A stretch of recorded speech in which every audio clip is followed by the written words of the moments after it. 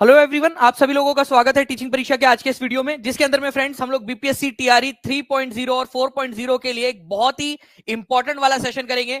इसमें फ्रेंड्स आप लोगों का पिछले दिनों जो हेड टीचर का पेपर हुआ, बीपीएससी हेड टीचर का पेपर, इसके सभी 75 क्वेश्चन जो आप लोगों के जीएस वाले थे उनको हम लोग सॉल्व करने वाले हैं, और जो आपका बीएड वाला पेपर हुआ था उसको भी सेपरेटली सॉल्व करेंगे। मतलब पूरे के पूरे 150 क्वेश्चन जो है वो सॉल्व होंगे आपके दो अलग अलग लेक्चर में। तो अभी फिलहाल में हम लोग पूरा का पूरा जीएस करेंगे जो आपके टीआरई 3.0 और 4.0 में बहुत ज्यादा इंपॉर्टेंट है।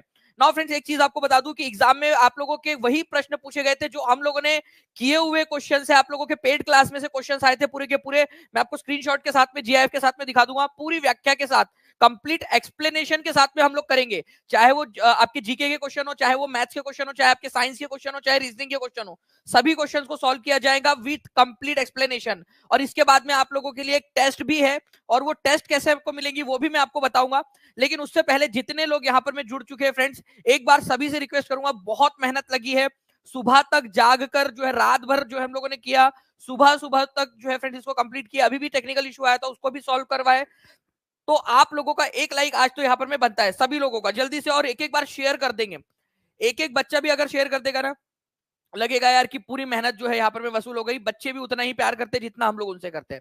सभी लोग, हर एक बच्चा जो है अपनी जिम्मेदारी समझ के कम से कम एक जगह के ऊपर में शेयर कर दीजिए, ठीक है, हर एक जगह पे। चलिए नाउ फ्रेंड्स, हम लोग यहाँ पर में जो है, देखिए पहले क्वेश्चन की तरफ में हम लोग आगे बढ़े उससे पहले यहाँ पर मैं उन सभी बच्चों का शुक्रिया करना चाहूंगा जिन्होंने मेरी बात मानकर लाइक करना भी स्टार्ट कर दिया। 2000 के करीब करीब हम लोगों ने लाइक्स यहाँ पर में कर दिए हैं, ठीक है आप लोगों ने। तो पहले क्वेश्चन की तरफ में आगे बढ़ते हैं। देखिए फ्रेंड्स, प्रत्येक वर्ष विश्व रेड क्रॉस डे या रेड क्रिसेंट डे कब मनाया जाता है? रेड क्रॉस डे, विश्व रेड क्रॉस डे, ठीक है, या रेड क्रिसेंट दिवस जिसको कहते हैं आप लोग, कब मनाया जाता है? बताइए जल्दी जल्दी से। जितने लोग देख रहे हैं आंसर करते जाएंगे जल्दी जल्दी से, ठीक है।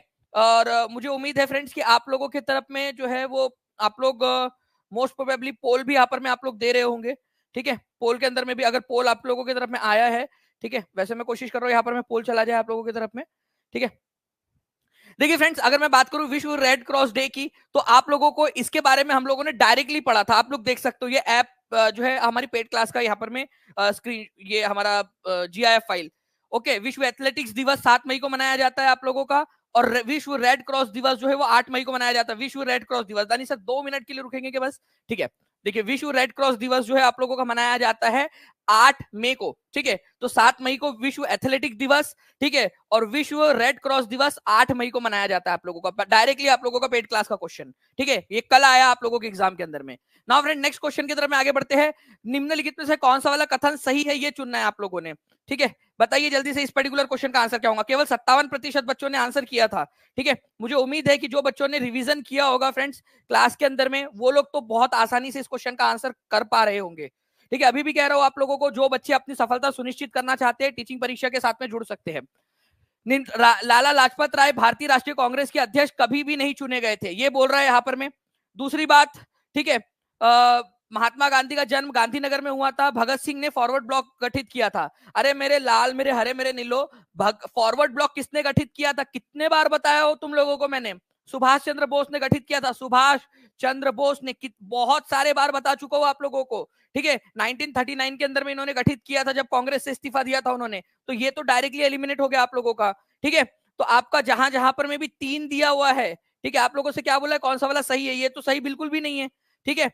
लाला लाजपत राय कभी भी अध्यक्ष नहीं चुने गए, नहीं चुने गए क्या आप लोगों का? आप लोगों को दिखाऊं मैं यहाँ पर में लाला लाजपत राय। तो 1920 के आईएनसी के विशेष सत्र की अध्यक्षता किसने की थी? लाला लाजपत राय ने की थी। ये देखिए दारी सर आपको पढ़ाते हुए, तो विशेष सत्र था सितंबर, कलकत्ता के अंदर में ये सेशन हुआ था, डायरेक्टली आप लोगों को पढ़ाते हुए, ठीक है। आप यहाँ देख सकते हो डायरेक्टली क्वेश्चन आप, ठीक है। 1920 के सितंबर के जो कलकत्ता में अधिवेशन हुआ था विशेष सत्र, उसकी अध्यक्षता किसने की थी? तो लाला लाजपत राय ने की थी। आप लोग देख सकते हो लाला लाजपत राय ने, ठीक है। तो ये क्वेश्चन आप लोगों का यहाँ पर मिल गया आप लोगों को। तो ये पॉइंट सही नहीं है आपका, नहीं की बोला है उन्होंने, तो पहला वाला गलत है, तीसरा वाला भी गलत है आपका। तो जहां जहां 1 दिया है उसको भी काट दो, ठीक है। तो या तो नन ऑफ दी अबव होगा, या तो फिर 2 होगा आपका। महात्मा गांधी का जन्म जो है आप लोगों का ये हुआ था, बोल रहे हैं यहाँ पर में, ठीक है। महात्मा गांधी का जो जन्म है वो बोल रहे हैं आप लोगों का कि गांधीनगर के अंदर में हुआ था। क्या महात्मा गांधी का जन्म जो है वो गांधीनगर के अंदर में हुआ था? जल्दी से बता देंगे आप सभी लोग, जितने भी लोग देख रहे हैं, ठीक है, जल्दी जल्दी से बताइए। आंसर क्या होगा इस पर्टिकुलर क्वेश्चन का? ठीक है, तो आप लोगों ने जो है फ्रेंड्स आंसर लगाने यहाँ पर मैं स्टार्ट भी कर दिया मैक्सिमम लोगों ने। तो आंसर यहाँ पर में हो जाएगा आपका ऑप्शन नंबर 2, गांधीनगर के अंदर में गांधी जी का जन्म जो है वो हुआ था आपका 2 अक्टूबर को। जल्दी से ईयर बताइए आप लोग, 18 कितना था? तो 1869 के अंदर में गांधी जी का जन्म हुआ था। ठीक है, 2 अक्टूबर 1869 को। ठीक है, तो गांधी जी का जन्म गांधीनगर के अंदर में हुआ था या पोरबंदर के अंदर में हुआ था, ये आप लोगों ने बताना है। ठीक है, गांधी जी का जन्म, ठीक है जल्दी बताइए, गांधी जी का जन्म गांधीनगर में हुआ था या पोरबंदर में हुआ था?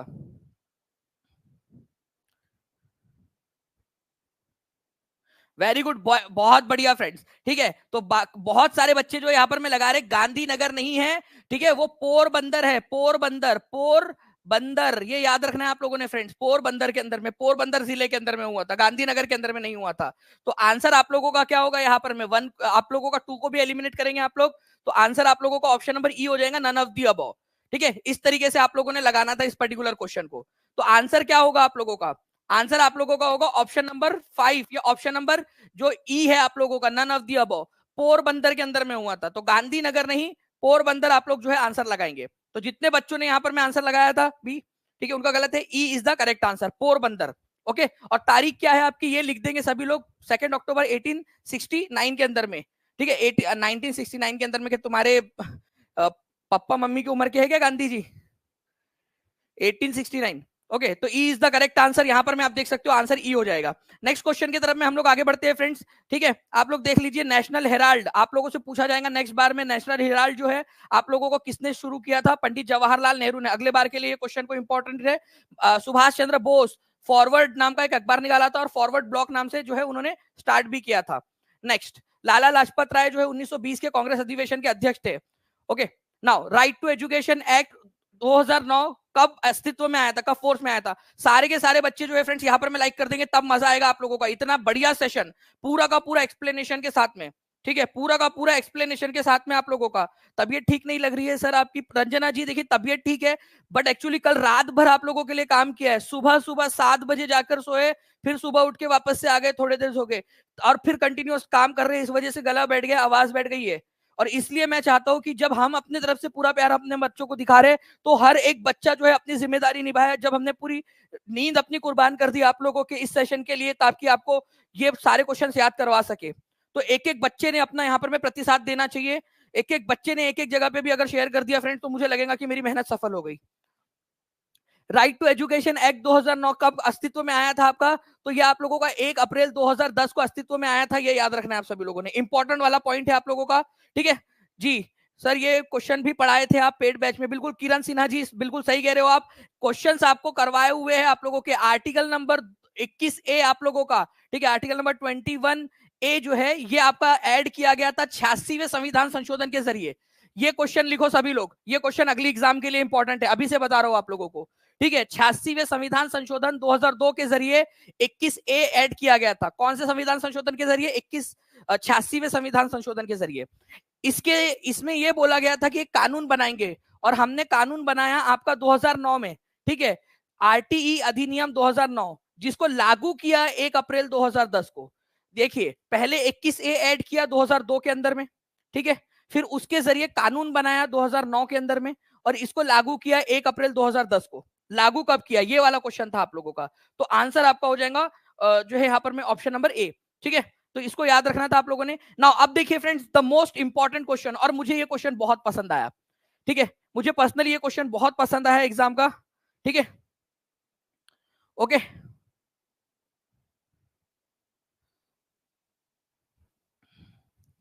चलिए जल्दी जल्दी से बताइए यहां पर में, Which of the following event happened at last as per the chronological order? अब देखिए हम लोग यहाँ पर में क्या करेंगे, इन सभी का जो है chronological order लगाएंगे। अब ध्यान से समझना आप सभी लोग, मैं एक इंपॉर्टेंट वाली पॉइंट के ऊपर में डिस्कशन करना चाहता हूँ। बहुत क्लोज ऑप्शंस थे, लेकिन इस क्वेश्चन का मैं आंसर यहां से हटा रहा हूं, ठीक है, ताकि आप लोगों को मैं पहले समझा सकूं और फिर आप लोगों से क्वेश्चन जो है पूछूं। तो मैं जो है यहाँ पर मैं इस क्वेश्चन को डुप्लीकेट कर देता हूँ और लास्ट में लगा देता हूँ इसको, ताकि आपको फिर से दिखा सकूं ये क्वेश्चन लास्ट में। ठीक है, और इस क्वेश्चन को कैसे हमने जो है किया था वो भी आप लोग देख पाओगे। ठीक है, चलिए, तो ये क्वेश्चन को हम लोग जो है एक रिवर्स ऑर्डर के अंदर में करते हैं। ठीक है, आप लोग आंसर लगाओगे, मैं आपको गारंटी दे रहा हूं कि ये चैलेंज कर रहा हूं कि इस क्वेश्चन का आंसर आप लोग करोगे। ठीक है, अभी आप लोग जो भी आंसर कर रहे होंगे, ठीक है, अभी आप लोग जो भी आंसर कर रहे होंगे वो एक अलग है, लेकिन मुझे उम्मीद है कि आप लोग जो है इसका आंसर जो है सही से कर पाओगे अभी। चलिए, अब देखिए फ्रेंड्स, यहां पर मैं अगर मैं बात करूं तो भगत सिंह, सुखदेव और राजगुरु को किस तारीख को फांसी दी गई थी? तो 23 मार्च 1931 को, ये याद रखेंगे आप लोग। 23 मार्च 1931 को फांसी दी गई थी। ठीक है, 23 मार्च 1931 को डायरेक्ट क्वेश्चन कराया आप लोगों को, तारीख आपको याद है 23 मार्च 1931 को। Now friends, home rule league आपकी 1916 में स्टार्ट हुई थी। होम रूल लीग आपका, एक होम रूल लीग हुई थी आप लोगों की तिलक वाली, और एक होम रूल लीग हुई थी आप लोगों की, ठीक है, एनी बेजेंट वाली। होम रूल लीग 1916 के अंदर में, लिख लीजिए, होम रूल लीग 1916 के अंदर में।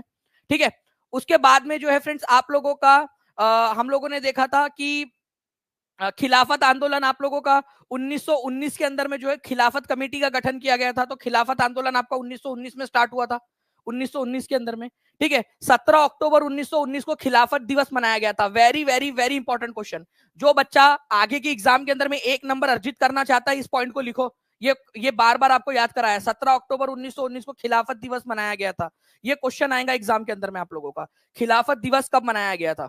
ठीक है, तो खिलाफत दिवस मनाया गया 17 अक्टूबर 1919 को, खिलाफत दिवस। ठीक है, नेक्स्ट जो है फ्रेंड्स आप लोगों को बता दूं कि गांधी जी ने नॉन कोऑपरेशन मूवमेंट 1920 में स्टार्ट किया था, 1 अगस्त 1920 को, खिलाफ नॉन कोऑपरेशन मूवमेंट, असहयोग आंदोलन। अब इसके बाद में गांधी इरविन समझौता कौन से तारीख को हुआ था? आप देख सकते हो, ये पेड क्लास की स्लाइड है। ठीक है, ओके, 4 मार्च को जो है यहाँ पर में जो गांधी जी थे उनको छोड़ दिया गया। यहाँ पर में गांधी इरविन समझौता किया गया गांधी जी और इरविन के बीच में 5 मार्च 1931 को। तारीख लिखो, गांधी इरविन समझौता। लॉर्ड इरविन उस समय भारत के वायसराय थे, लॉर्ड इरविन। ये पेड क्लास की स्लाइड है, ये पूरा लिखा हुआ जो मैंने लिखा है इसमें। ठीक है, तेज बहादुर सप्रू और MR जयकर को ये दिया गया था गांधी जी को मनाने का। ठीक है, ये 2 लोग गए थे गांधी जी को मनाने की, आ जाओ ना थोड़ा सा इरविन से बात कर लो। ठीक है, तो गांधी जी और इरविन, इनके बीच में जैसे नहीं होता है कि दो दोस्तों की, 2 गर्लफ्रेंड बॉयफ्रेंड की झगड़ा हो जाता तो फिर 2 दोस्त आते, कर लेना यार बात, कुछ नहीं होता, बेचारी कितनी परेशान है, ठीक है, 2 दिन से खाना नहीं खाया उसने, ठीक है, तो फिर वो पिघल जाती है वो, तो वैसा वाला। तो तेज बहादुर सप्रू, MR जयकर, इनको दिया गया था। गांधी इरविन समझौता हुआ 5 मार्च 1931 को। अब ये गांधी जी ने कर लिया समझौता, लेकिन फ्रेंड्स उसके बाद में महात्मा गांधी और इनके बीच में जो समझौता हुआ था उसको लेकर कराची सेशन बुलाया गया, कराची अधिवेशन 8 मार्च को आप लोगों का। ठीक है, उसके कुछ दिन बाद इसको रेटिफाई करने के लिए 8 मार्च को बुलाया गया, 8 मार्च को, कि भाई कराची सेशन जो कराची गांधी इरविन समझौता हुआ है उसको अप्रूव करे। और इसके अध्यक्ष थे वल्लभ भाई पटेल। ये DSSB में आया था क्वेश्चन कि कराची सेशन के अध्यक्ष कौन थे, सारा का सारा पढ़ाया है आप लोगों को। ठीक है, तो इंडियन नेशनल कांग्रेस के तरफ से गांधी जी ने कर तो लिया समझौता, लेकिन कांग्रेस की सहमति जरूरी थी ना, तो 8 मार्च को। ठीक है, भगत सिंह, सुखदेव और राजगुरु को फांसी कब हुई थी? लाहौर केस के अंदर में फांसी दी गई, लाहौर में उस समय में वायसराय थे लॉर्ड इरविन। ठीक है, तो भगत सिंह, सुखदेव और राजगुरु को फांसी दी गई थी 23 मार्च 1931 को। ओके, लाहौर कॉन्स्पिरेसी के अंदर में। अब एक बार ये क्वेश्चन को फिर से देख लेते हैं हम लोग यहां पर में। देखिए यहां पर में friends, which of the following event happened at last as per the chronological order. Karachi session जो है आपका ये हुआ था 8 मार्च को, 8 मार्च 1900, ठीक है, 31 को। पहले गांधी इरविन समझौता आप लोगों का जो है ये हुआ था 5 मार्च को, 5 मार्च, ठीक है, 5 मार्च 1931 को। ओके, खिलाफत आंदोलन 1919 में हुआ था। ठीक है, होम रूल लीग 1916 में हुआ था। और भगत सिंह का एग्जीक्यूशन जो है ये हुआ था आप लोगों का 23, ठीक है, मार्च 1931 को। अब बताइए कि सबसे लास्ट में कौन सा हुआ था? अब तो आप बहुत आसानी से इस क्वेश्चन का आंसर कर पाएंगे, है ना?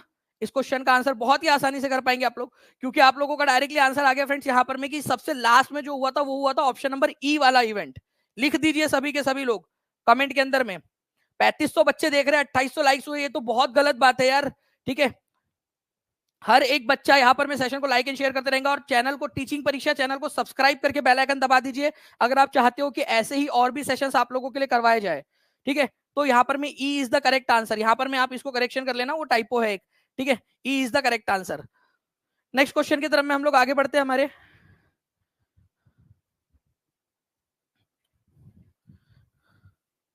देखिए friends, after Poona pact of 1932 Harijan Sevak Sangh was establish, its president was, देखिए पूना पैक्ट हुआ था, उसके बाद में 1932 में हरिजन सेवक संघ की स्थापना किसने की थी, ये क्वेश्चन आया था बीपीएससी में।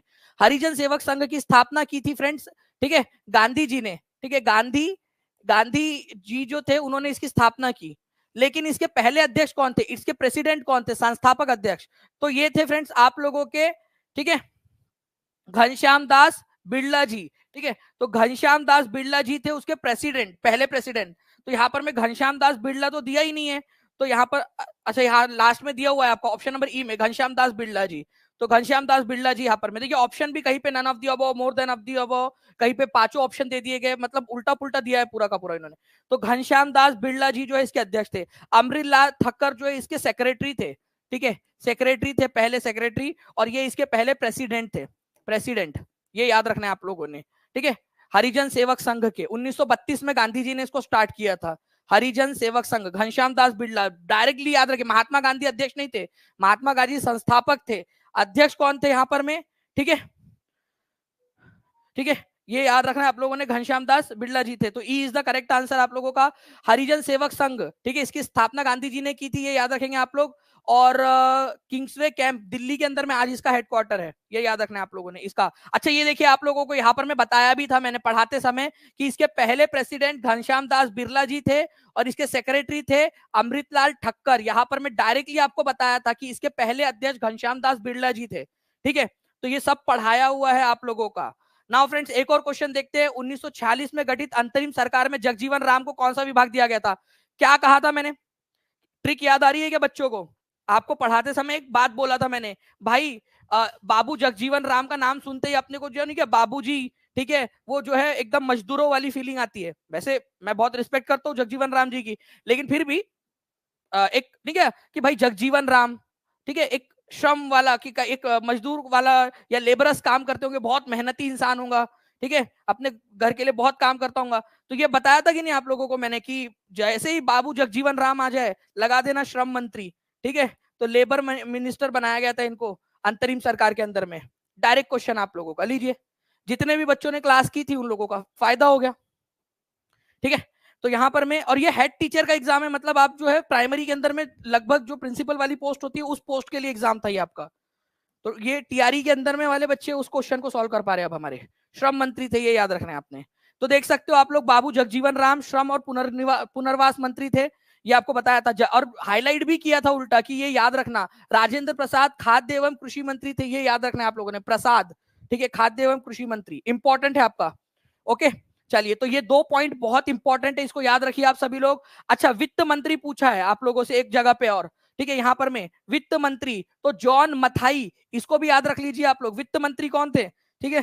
भाई आगे बढ़ जाए, पीपीटी क्यों इतना जो है लेट कर रही है, देखिए यहां पर में आप लोगों का, ओके, जॉन मथाई, ये देखिए आप लोग, ये पूरी पूरी आप लोगों की क्या है, वो स्लाइड है जिससे मैंने पढ़ाया था आप लोगों को। तो जगजीवन राम श्रम मंत्री ये बोला था आप लोगों को मैंने, याद रखने के लिए ये भी याद रख लीजिए आप लोग। बलदेव सिंह रक्षा मंत्री थे, ठीक है, जॉन मथाई वित्त मंत्री थे, जवाहरलाल नेहरू प्रधानमंत्री और विदेश मंत्री थे, ठीक है। तो रक्षा मंत्री कौन थे, सरदार बलदेव सिंह, सरदार बोला था कि बल चाहिए रक्षा के लिए बल, सरदार बलदेव सिंह, बलदेव सिंह, ठीक है, याद हो गया आप लोगों को, ठीक है। कानून मंत्री तो डॉक्टर बी आर अम्बेडकर थे, यहां पर मैं आप लोगों का हो जाएगा। वित्त मंत्री कौन थे, ठीक है, तो जॉन मथाई, ठीक है, जॉन मथाई, जॉन मथाई, ये भी याद रख लेना आप लोग, ओके, इंपॉर्टेंट क्वेश्चन आप लोगों के सारे, ठीक है। चलिए, रियान खान जी बिल्कुल, thank you very much.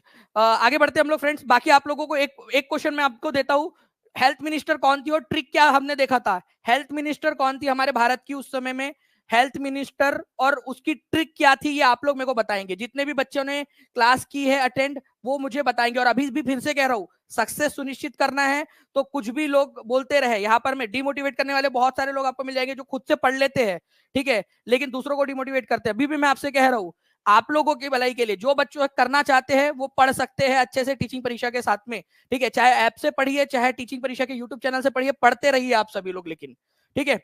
Now friends, who among the following leader presided over the Calcutta session in 1906, 1906 के कलकत्ता सेशन में अध्यक्षता किसने की थी, और 10 बार ये क्वेश्चन करा चुका हूं आप लोगों को मैं, ठीक है, 1906 का सेशन किसने की अध्यक्षता किसने की थी?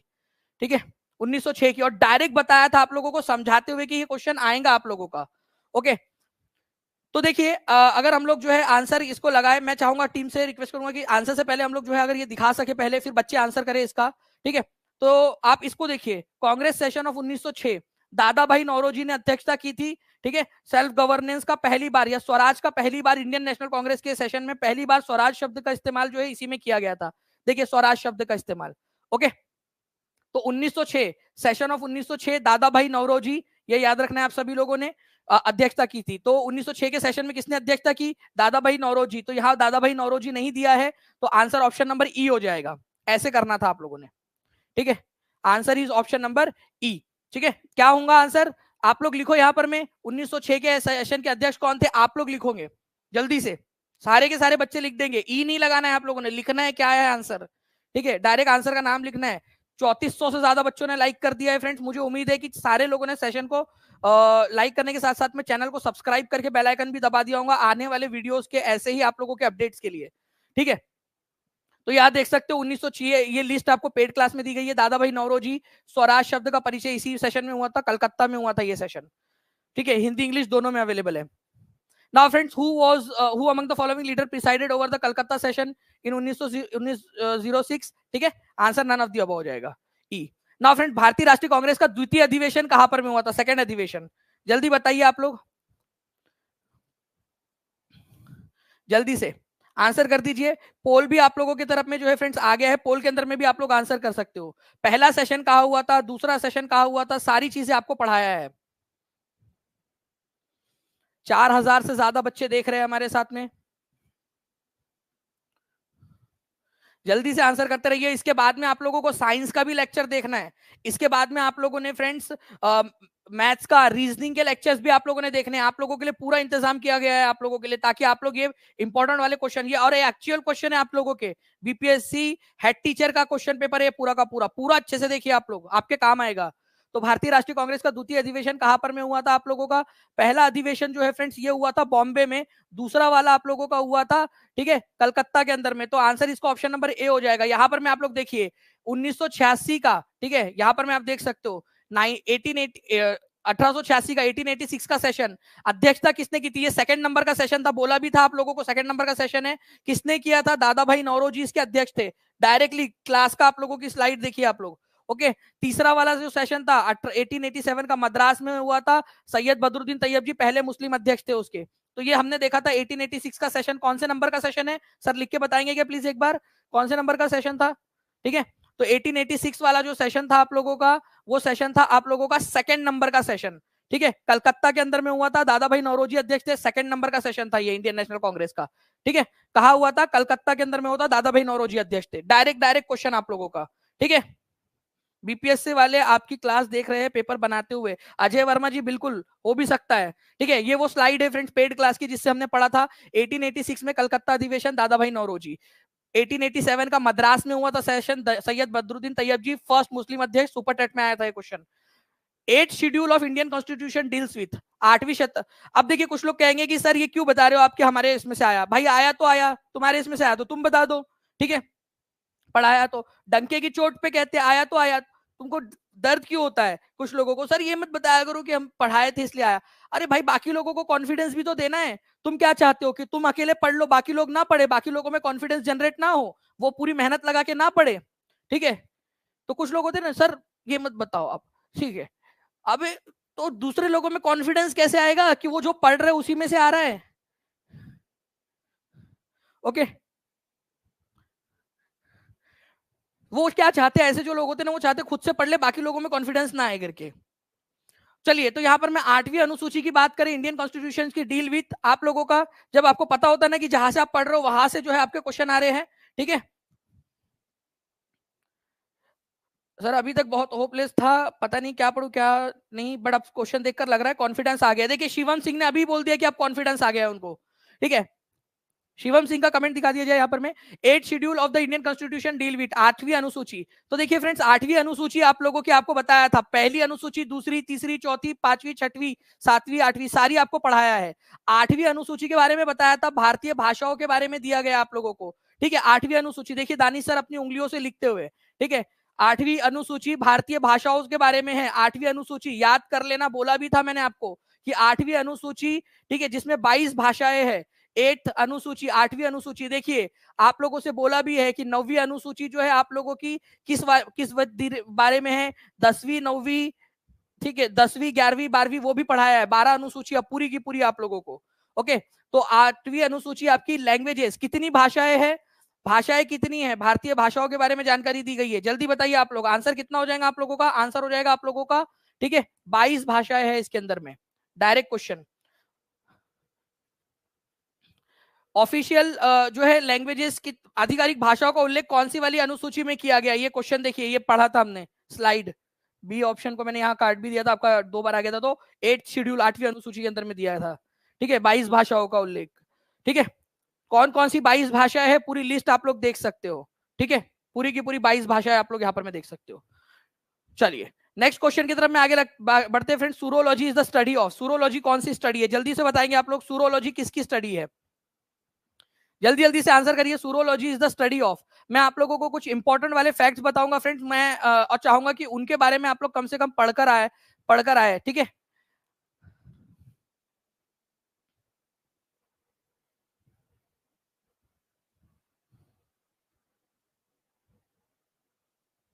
जल्दी बताइए। मैं आप लोगों की तरफ में पोल भी दे रहा हूं यहाँ पर, मैं पोल में भी आंसर आ जाना चाहिए आप लोगों का।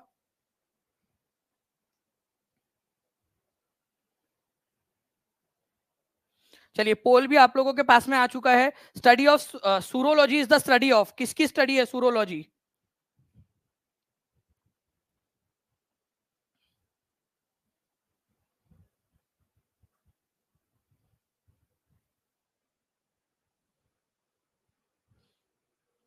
चलिए बहुत बढ़िया फ्रेंड, देखिए आप लोगों के यहाँ पर में आंसर्स आ रहे हैं।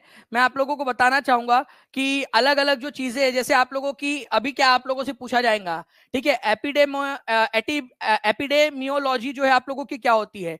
तो एपिडेमियोलॉजी जो है मानव आबादी में, ठीक है, स्वस्थ परिणामों और बीमारियों को नियंत्रण करने का अध्ययन, कि मानव आबादी जो है उसमें स्वस्थ परिणाम कैसे हासिल किए जा सकते हैं, बीमारियों को कैसे नियंत्रण किया जा सकता है, उसको कहते हैं आप लोग एपिडेमियोलॉजी। तो एपिडेमियोलॉजी क्या है आपका?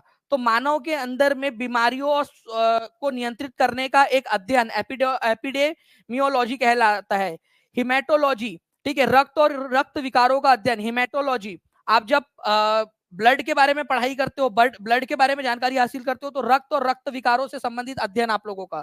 ठीक है, मैं आप लोगों को बताना चाहूंगा फ्रेंड्स यहाँ पर में कि आप लोगों के लिए ये जो पूरा का पूरा पेपर है, ठीक है, पूरा का पूरा पेपर टेस्ट के फॉर्मेट में आप लोगों के क्लास के अंदर में डाल दिया जाएगा ऐप के ऊपर में। ठीक है, जितने भी कोर्सेस है उन सभी कोर्सेस के अंदर में आप लोगों को ये मिल जाएगा। ठीक है, कोर्सेज के अंदर में आपको ये मिल जाएगा। प्लस मैंने कल रात वाली क्लास में, बजट वाली क्लास में आप लोगों से प्रॉमिस किया था कि टेस्ट आपको मिलेंगी, टेस्ट के फॉर्मेट में ये पूरा का पूरा पेपर आपको मिल जाएगा। साथ ही साथ जो एक्सप्लेनेशन में दे रहा हूं आप लोगों को, एक्सप्लेनेशन, ठीक है, एक्सप्लेनेशन जो दे रहा हूं उसके ऊपर में बेस्ड एक और टेस्ट मिलेंगी आप लोगों को, मतलब 2 टेस्ट मिलेंगी, एक्सप्लेनेशन बेस्ड टेस्ट मिलेंगे आप लोगों को। ठीक है, फॉर प्रैक्टिस, ताकि आपने ठीक से ये सारे के सारे जो क्वेश्चन है इसको पढ़ा या नहीं ये याद, ये आपको करने के लिए अब मैं जो एक्सप्लेनेशन दे रहा हूं उसमें से कोई भी क्वेश्चन मैं डालूंगा उसके अंदर में, टेस्ट के अंदर में आप लोगों की, जो शाम में टेस्ट होने वाली है आप लोगों की। ठीक है, 8 बजे। ऑन्टोलॉजी, प्रकृति और अस्तित्व के संबंधों का अध्ययन, ऑन्टोलॉजी कहलाता है आप लोगों का। ठीक है, और सौरोलॉजी जो है छिपकलियों का अध्ययन कहलाता है आप लोगों का। ठीक है, ये भी याद रखना था आप लोगों ने, तो इंपॉर्टेंट है, एग्जाम के अंदर में आप लोगों से पूछ सकते हैं, तो प्लीज याद रखिए आप लोग यहां पर में। ठीक है, इसके अलावा जो है फ्रेंड्स हम लोगों ने देख लिया कि सौरोलॉजी जो है is the study of lizard, या छिपकलियों का जो अध्ययन होता है ना आप लोगों का, उसको कहते हैं। ओके, बैट्स का जो अध्ययन होता है उसको क्या कहते हैं? चिरप्टोरोलॉजी। ठीक है, चिरेप्टोरोलॉजी, ठीक है, चिरेप्टोरोलॉजी, ठीक है, कहा जाता है इसको। बैट्स का जो चमगादड़ होती है उसके अध्ययन को चिरेप्टोरोलॉजी कहा जाता है, ये याद रखना है आप लोगों ने, चिरेप्टोरोलॉजी। ओके, लिजार्ड का कहा जाता है आप लोगों का सौरोलॉजी। ये कुछ इंपॉर्टेंट वाले पॉइंट्स हैं। और मैं आप लोगों को जो है फ्रेंड्स यहाँ पर मैं बड़े ही गर्व के साथ में बताना चाहूंगा कि ये क्वेश्चन जो है फ्रेंड्स ऑलरेडी एक एग्जाम के अंदर में आया हुआ क्वेश्चन है आपका सोरोलॉजी टीचिंग परीक्षा के ऐप के ऊपर में ये क्वेश्चंस अवेलेबल है आप लोगों के, अगर ध्यान से देखोगे आप लोग, ठीक है। मैं आपको बताना चाहूंगा, मैं जब कल हम लोग यहाँ पर मैं इसको स्टडी कर रहे थे, हम लोग निकाल रहे थे, ठीक है, अगर हम वो क्वेश्चन को दिखा पाए बच्चों को तो बहुत आसानी हो जाएगी बच्चों के लिए हमारे। मैं कोशिश करता हूँ कि वो क्वेश्चन मैं आपको दिखा पाऊँ, ठीक है। अपडेट होने में समय लगेगा क्योंकि काफी हैवी पीपीटी हो गई है, मैं दिखा दूंगा आप लोगों को वो question. The founder of Bihar socialist party was, Bihar socialist party के जो है फाउंडर कौन थे बताइए जल्दी से, बिहार सोशलिस्ट पार्टी के फाउंडर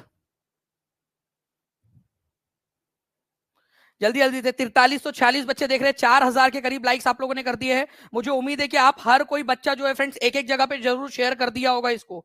रात भर पूरी मेहनत लगी है और आप सभी के सभी लोग एक एक करके जो है अपना अपना योगदान इसमें देते रहे। The founder of Bihar socialist party, ठीक है।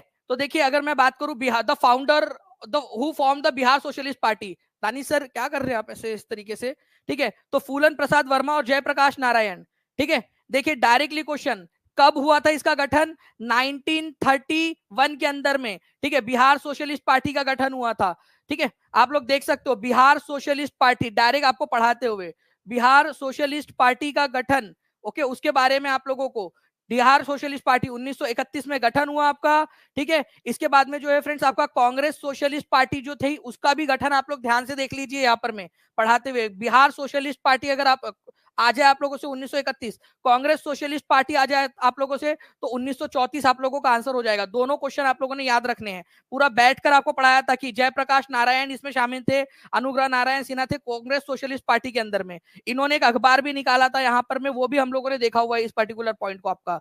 तो यहाँ क्वेश्चन बिहार सोशलिस्ट पार्टी का पूछा हुआ है आप लोगों से, तो जो ऑप्शन दिए हुए हैं उनमें से जयप्रकाश नारायण हो जाएगा, ठीक है। तो यहाँ पर में फूलन प्रसाद वर्मा भी थे लेकिन ऑप्शन में नहीं दिया है आप लोगों के, तो जयप्रकाश नारायण तो दिया है कम से कम, ठीक है, जयप्रकाश नारायण दिया है ना, फूलन प्रसाद वर्मा नहीं दिया है, तो क्या हुआ, ठीक है।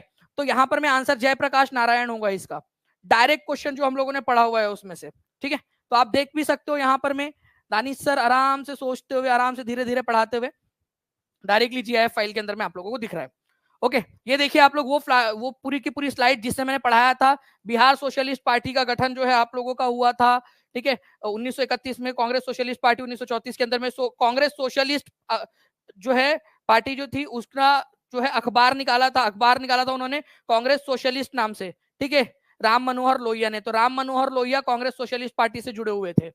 ओके, बिहार सोशलिस्ट पार्टी फूलन प्रसाद वर्मा और जयप्रकाश नारायण, ठीक है, फूलन प्रसाद वर्मा जयप्रकाश नारायण, कांग्रेस सोशलिस्ट पार्टी 1934 के अंदर में। दोनों याद रखेंगे आप सभी लोग। अब मैं हो सकता है जो आपको टेस्ट देने वाला हूँ रात में 8 बजे, 2 टेस्ट मिलेंगे आपको। एक टेस्ट मिलेंगी ये वाली टेस्ट, ठीक है, आप लोगों को टीचिंग परीक्षा ऐप के ऊपर में जितने भी पेड बच्चे उन लोगों को, सभी लोगों को, और जितने भी जो आप लोगों के इसके ऊपर में आधारित टेस्ट, ठीक है, वो भी मिलेंगी। मैंने कल जैसे कि आप लोगों से प्रॉमिस किया था, ठीक है। रिवीजन बैच में भी डाल देंगे पूरा का पूरा, जितनी बैचेस है सारे इसमें, इवन जो 65 पेपर वाला जिन्होंने लिया हुआ है उनको भी दे देंगे, ठीक है। नाउ देखिए सोरोलॉजी जो है फ्रेंड्स किसका अध्ययन है, ये क्वेश्चन आरआरबी एनटीपीसी के अंदर में पूछा गया था 2016 में, टीचिंग परीक्षा के पास में अवेलेबल है ये question. Saurology is the study of छिपकली, ठीक है, saurology is the study of lizard. ये देखिए ये क्वेश्चन अवेलेबल था टीचिंग परीक्षा के ऊपर में, ठीक है, उसी में से क्वेश्चन आया सोरोलॉजी वाला। नेक्स्ट क्वेश्चन की तरफ में आगे बढ़ते हैं हम लोग, ठीक है। यहां पर में क्वेश्चन पूछा जा सकता है, निर्दिष्ट आबादी में स्वास्थ्य से संबंधित स्थितियों या घटनाओं के वितरण और निर्धारकों का अध्ययन और इस अध्ययन का स्वास्थ्य समस्याओं के नियंत्रण के लिए अनुप्रयोग क्या कहलाता है। तो आप लोगों को बताया मैंने फ्रेंड्स यहाँ पर में कि एपिडेमियोलॉजी जो है आप लोगों का ये क्या कहता है, ये आपका एक ऐसा अध्ययन है जो मानव के शरीर के ऊपर में पड़ने वाले प्रभाव और उनके रोगों को कैसे ठीक कर सकते हैं उसका अध्ययन करता है, ठीक है। तो मानव जीवन, मानव सभ्यता को बीमारी खत्म ना कर दे मानव सभ्यता को, और उससे बचाव कैसे किया जा सकता है उसकी ये है। रक्त और रक्त से संबंधित जो बीमारियां होती है या रक्त का अध्ययन हिमेटोलॉजी कहलाता है आप लोगों का। सोरोलॉजी किस बारे में अध्ययन करता है आप लोग कमेंट करके हर एक बच्चा बताएगा, अब मुझे हर एक बच्चा कमेंट करके बताएगा कि सोरोलॉजी किसको कहते हैं। आई होप आप लोगों ने सभी ने टीचिंग परीक्षा चैनल को सब्सक्राइब कर लिया होगा ताकि आगे में भी आप लोगों को इसी तरीके के सारे वीडियोस मिलते रहे हर एक बच्चे ने, ठीक है। नाउ फ्रेंड्स अब देखिए, which part of Indian constitution is concern with the Panchayati Raj system? Panchayati Raj system से कौन सा वाला जो है पार्ट संबंधित है आपका? अब बताओ, ये क्या आपको पढ़ाया नहीं है पंचायती राज सिस्टम से, और डायरेक्टली क्वेश्चन कराया है पंचायती राज सिस्टम से कौन सा पार्ट? पूरे पूरे के पूरे 25 पार्ट आपको पढ़ाए हैं। ठीक है, ये देखिए आप लोग क्वेश्चन देखिए यहां पर में, पंचायती राज भारतीय संविधान का भाग नंबर 9 किससे संबंधित है? पंचायती राज सिस्टम से संबंधित है, भाग नंबर 9। ठीक है, भारतीय संविधान का भाग नंबर 9 पंचायती राज सिस्टम से संबंधित है आप लोगों का। ओके, तो आंसर क्या हो जाएगा यहाँ पर में? भाग नंबर 9, जो कि बी में दिया हुआ है आपका, भाग नंबर 2 9 बी में। और आपको सारे पार्ट्स आपको दिए हुए हैं। जैसे पहला पार्ट भारत और भारत की टेरिटरी, भारत और भारत के राज्य की टेरिटरी, उससे रिलेटेड है आप लोगों का। उसके बाद में आप लोगों को जो है फ्रेंड्स दूसरा वाला जो है नागरिकता से रिलेटेड है, आर्टिकल नंबर 5 से 11। भाग नंबर 3 किस चीज से रिलेटेड है जल्दी बताओ, और कहां से कहां तक के आर्टिकल है? भाग नंबर 4, ये अगले बार आने वाले क्वेश्चन से आपको बता रहा हूं मैं। भाग नंबर 4A मूल कर्तव्य। अब देखिए फ्रेंड्स, आप लोगों के लिए कल कल 1 बजे मैं आप लोगों के लिए जो है फ्रेंड्स फंडामेंटल जो ड्यूटीज है उसका चैप्टर आप लोगों के लिए रिस्ट्रीम करने वाला हूं। कितने लोग देखेंगे उस चैप्टर को और उसके ऊपर में बेस्ड टेस्ट देंगे? हाथ ऊपर कीजिए अगर आप चाहते हो तो। कल प्रीमियम कंटेंट 1 बजे आप लोगों के लिए मैं स्ट्रीम कर देता हूं। 1 बजे प्रीमियम कंटेंट आप लोगों के लिए स्ट्रीम कर रहा हूं कल।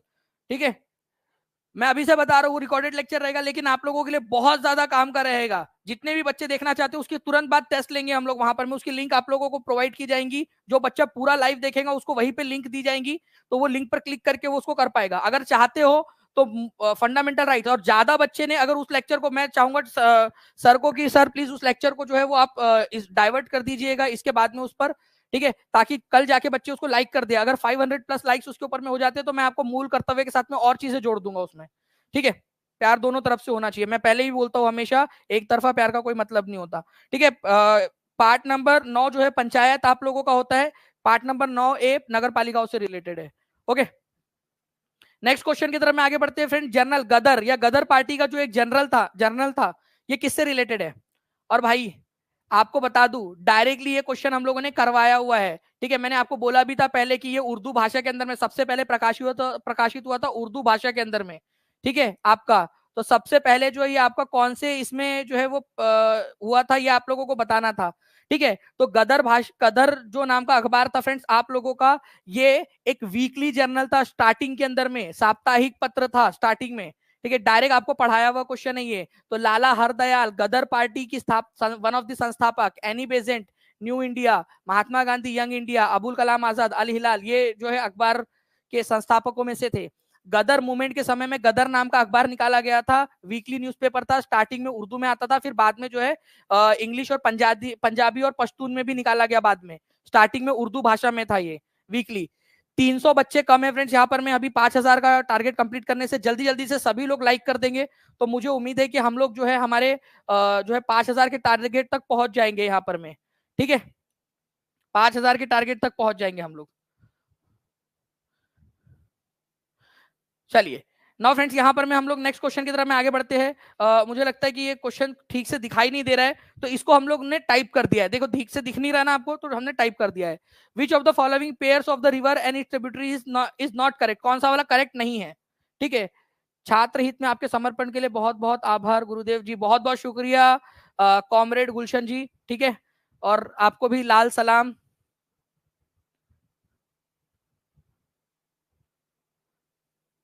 बहुत बहुत शुक्रिया आपका।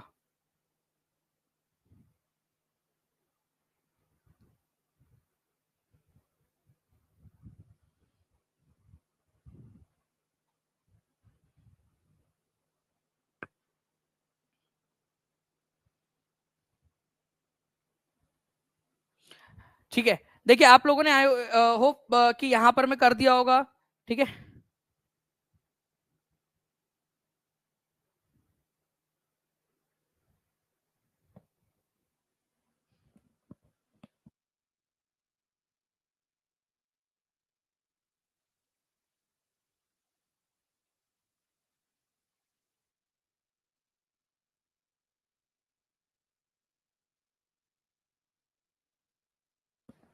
चलिए। तो देखिए फ्रेंड्स, अगर मैं बात करूं आप लोगों से कौन सा वाला करेक्ट नहीं है, ये आप लोगों से पूछा गया है। ठीक है, तो कृष्णा नदी, आपको कई बार बताया है कि कृष्णा नदी जो है वो किसकी सहायक नदी है आप लोगों की? कृष्णा नदी। ठीक है, आप लोगों ने देखा हुआ है कि कृष्णा नदी आपकी भीमा भीमा भीमा जो है वो कृष्णा नदी की सहायक नदी है। ये क्वेश्चन केवीएस टीजीटी में आया था, केवीएस टीजीटी 2018 में, डायरेक्टली बता रहा हूं आपको, वहां पर में भी आया था। ठीक है, चंबल नदी यमुना में जाकर मिलती है। ठीक है, मानस नदी गोदावरी की है, तीस्ता ब्रह्मपुत्र की है, ये बोल रहा है आप लोगों से। तो कौन सा वाला आंसर हो जाएगा आपका? सी हो जाएगा यहाँ पर में आंसर, गोदावरी और मानस नदी। मानस नदी ब्रह्मपुत्र की सहायक नदी है, मानस नदी ब्रह्मपुत्र की सहायक नदी है। मैं आप लोगों से प्रॉमिस कर रहा हूं, आप लोगों को फ्रेंड्स ऐप के ऊपर में जो है पूरा का पूरा रिवर वाला 10 लेक्चर है, ठीक है, वो आप लोगों को प्रोवाइड कर दूंगा अगले 2 दिन के अंदर में। पूरे के पूरे 10 लेक्चर आप लोगों के लिए अपलोड कर दिए जाएंगे ऐप के ऊपर में। ठीक है, जो रिवर वाले क्वेश्चन है आप लोगों के, जिसमें ब्रह्मपुत्र का ये पूरा सिस्टम हमने पढ़ा है, हमने पूरा सिंधु वाला सिस्टम पढ़ा हुआ है, पूरा साउथ इंडिया की रिवर, पेनिनसुलर रिवर हमने पढ़ी है, छोटी छोटी जो रिवर है वो पढ़ी है। 10 लेक्चर है मेरे पास में, ऐप के ऊपर में आपको अपलोड कर दिया जाएगा। तो मानस ब्रह्मपुत्र की सहायक नदी है, ना कि गोदावरी की। ठीक है, तो ये आपका आंसर हो जाएगा, क्योंकि गलत वाला पूछा है आप लोगों से। ठीक है, बाकी जो है फ्रेंड्स आप लोग यहाँ पर में देख सकते हो कि ये चेमा युंगडुंग ग्लेशियर से निकलती है हमारी कौन सी नदी? ब्रह्मपुत्र नदी। ठीक है, और चेमा युंगडुंग नदी जो है यहाँ पर में नामचा बारवा से जो है वो टर्न लेती है। ठीक है, देखो शार्प टर्न लिया उन्हें नामचा बारवा। ठीक है, यांगपा दर्रा है अरुणाचल प्रदेश में, वहां पर में एंटर करती है। यांगपा दर्रा भारत में कहां से एंटर करती है? लिखो जल्दी से सभी लोग, यांगपा दर्रे से एंटर करती है, फिर जाती है आसाम के अंदर में, यहाँ पर में उसका नाम ब्रह्मपुत्र पड़ता है। और ब्रह्मपुत्र नदी जो है फिर बाद में आगे बढ़ते हुए, ये जो तीस्ता नदी दिख रही है ना आपको, ये तीस्ता नदी है। तीस्ता नदी को कौन से अभी तीस्ता नदी करंट अफेयर में भी है। तीस्ता नदी को कौन से राज्य का जो है लाइफलाइन कहा जाता है, ये उस लेक्चर में पढ़ाया है। जो बच्चे पढ़ना चाहते हैं, मैं आपसे कहूंगा कि मैं वो लेक्चर आपके लिए डाल दूंगा और उसके ऊपर मैं बेस टेस्ट लूंगा फिर आप लोगों की पूरी की पूरी। ठीक है सर, मैं उसे डाउनलोड किया है, मनीषा गुप्ता बोल रहे। चलो अच्छी बात है मनीष जी, आप उसको जो है पूरा का पूरा अच्छे से पढ़ाई भी कर लेना फिर उसको अच्छे से आप। ओके, अगर आपने डाउनलोड किया हुआ है उसको तो ओके। तो तीस्ता नदी जो है आपकी सिक्किम की है, और यहाँ पर में आप लोग देख सकते हो सिक्किम की लाइफलाइन बाद में जाकर जो है ब्रह्मपुत्र नदी के अंदर में जाकर मिल जाती है, ब्रह्मपुत्र नदी के अंदर में तीस्ता नदी। ओके, उसके बाद में देखिए निम्नलिखित में से कौन सी नदी गंगा की सहायक नदी है? तो आपको बताया था कि तुंगभद्रा कृष्णा की सहायक नदी है, और आप देख सकते हो मानस नदी, मानस किसकी सहायक नदी है? ब्रह्मपुत्र की। ये दानिश सर ने पढ़ाया हुआ लेक्चर आपको, क्वेश्चन जिसने लेक्चर देखकर गया होगा वो पढ़ के गया होगा, पूरा पूरा अच्छे से कर पाएगा। प्रिंसिपल लेवल का, हायर टीचर लेवल का क्वेश्चन है आप लोगों का। ठीक है ओके, छात्र हित में आपके समर्पण के लिए बहुत बहुत धन्यवाद गुरुदेव जी। ठीक है, कॉमरेड गुलशन जी आपका बहुत बहुत शुक्रिया। देखिए सोन नदी, चंबल नदी यमुना की सहायक नदी है, ये उसी लेक्चर के अंदर में आपको करवाया हुआ है। चंबल नदी यमुना की सहायक नदी है, मानस नदी जो है वो ब्रह्मपुत्र की सहायक नदी है। और ये क्वेश्चन आप लोग देखिए अभी जो आपके एग्जाम में पूछा गया, कल वाले एग्जाम के अंदर में, कल हेड टीचर के एग्जाम में पूछा गया प्रश्न। ठीक है,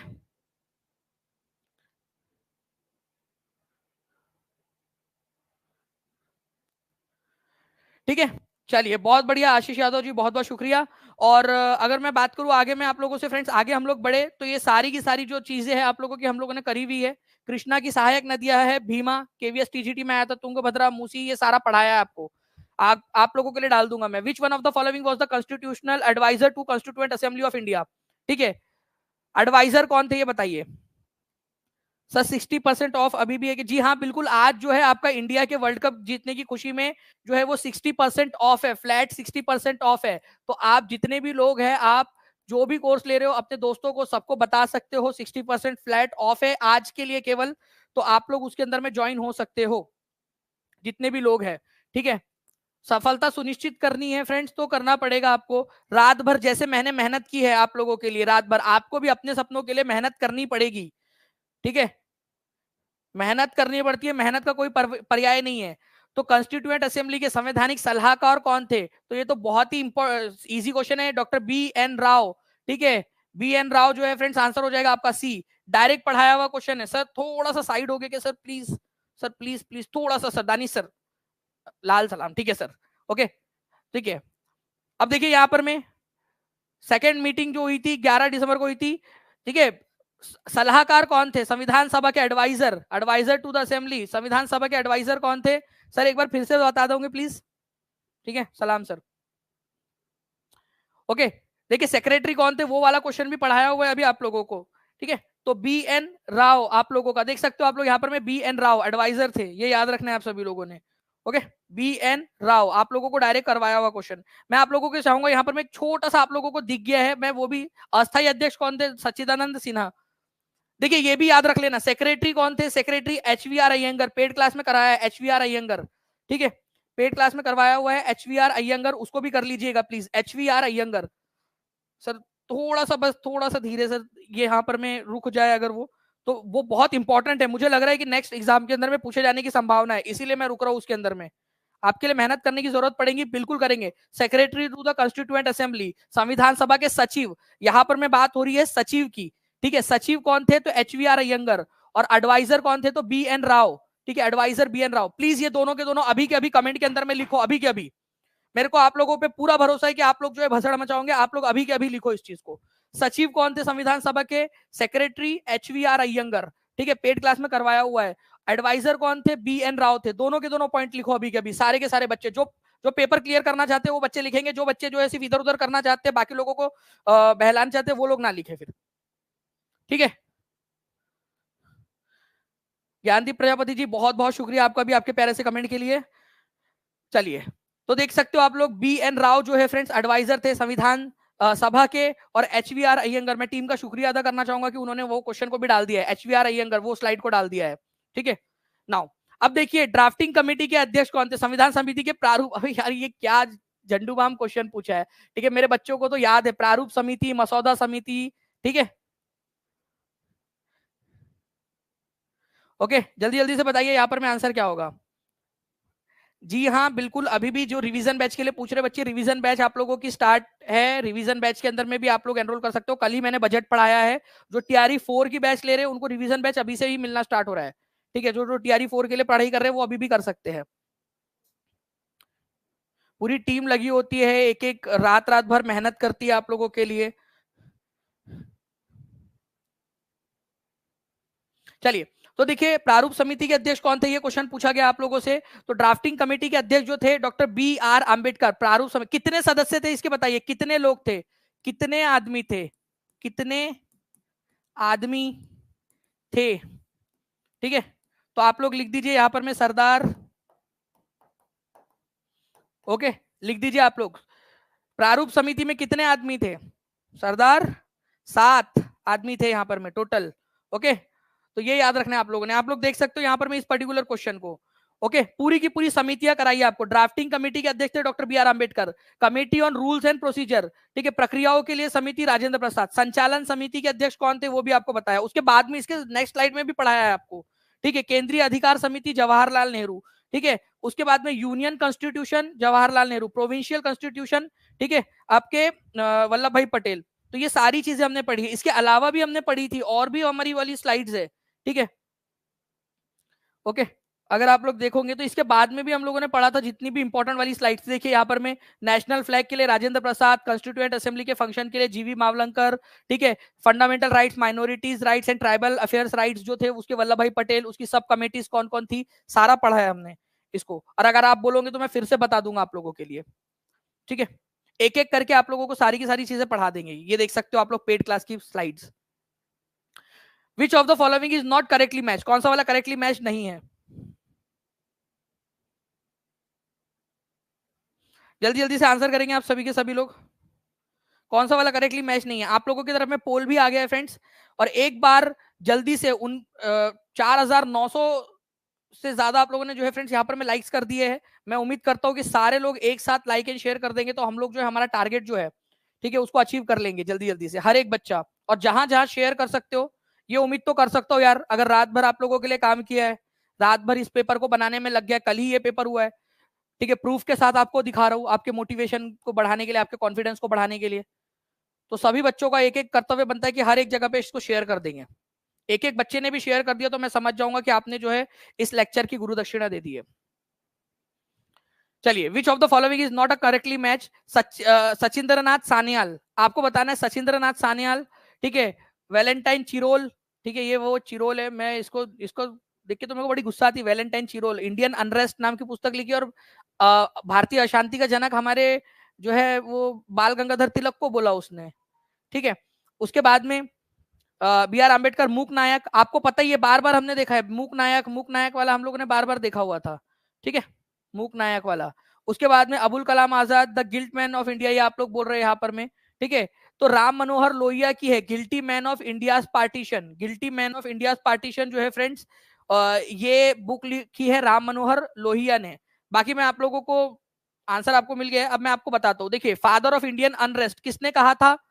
वैलेंटाइन चिरोल ने कहा था उसकी पुस्तक द इंडियन अनरेस्ट के अंदर में, ठीक है। आप खुद देख सकते हो यहाँ पर में वैलेंटाइन चिरोल, देखिए चमकता हुआ वैलेंटाइन चिरोल, उसने पुस्तक लिखी थी इंडिया अनरेस्ट नाम की, जिसमें गंगाधर तिलक को उन्होंने फादर ऑफ इंडियन अनरेस्ट कहा था, ठीक है। आप देख सकते हो यहाँ पर में, ओके। तो भारतीय अशांति का जनक कहा था उन्होंने वैलेंटाइन चिरोल ने, ठीक है। वैलेंटाइन चिरोल ने बाल गंगाधर तिलक को अशांति का जनक कहा था उसकी पुस्तक, ठीक है, इंडिया अनरेस्ट के अंदर में। उसके बाद में देखिए doctor Bhimrao Ambedkar, young India Mahatma Gandhi ji का है।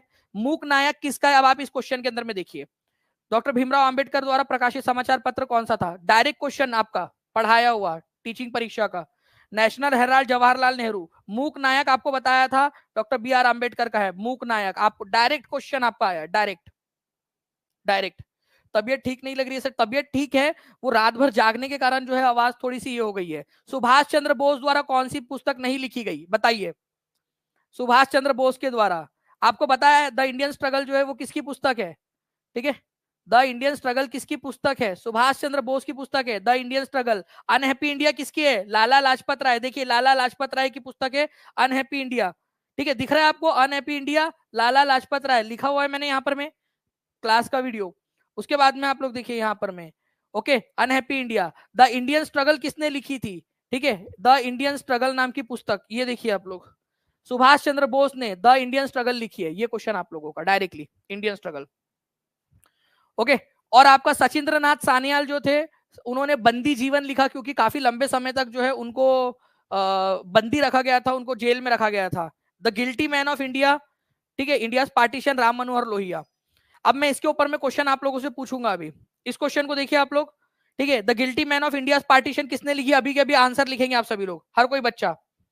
मुझे ये वाला बुक किसने लिखी है ये अभी के अभी चाहिए आप लोगों से लिखकर, अभी के अभी। The guilty man of India partition अभी के अभी लिखेंगे हर एक बच्चा, हर एक बच्चा लिखेगा कमेंट के अंदर में।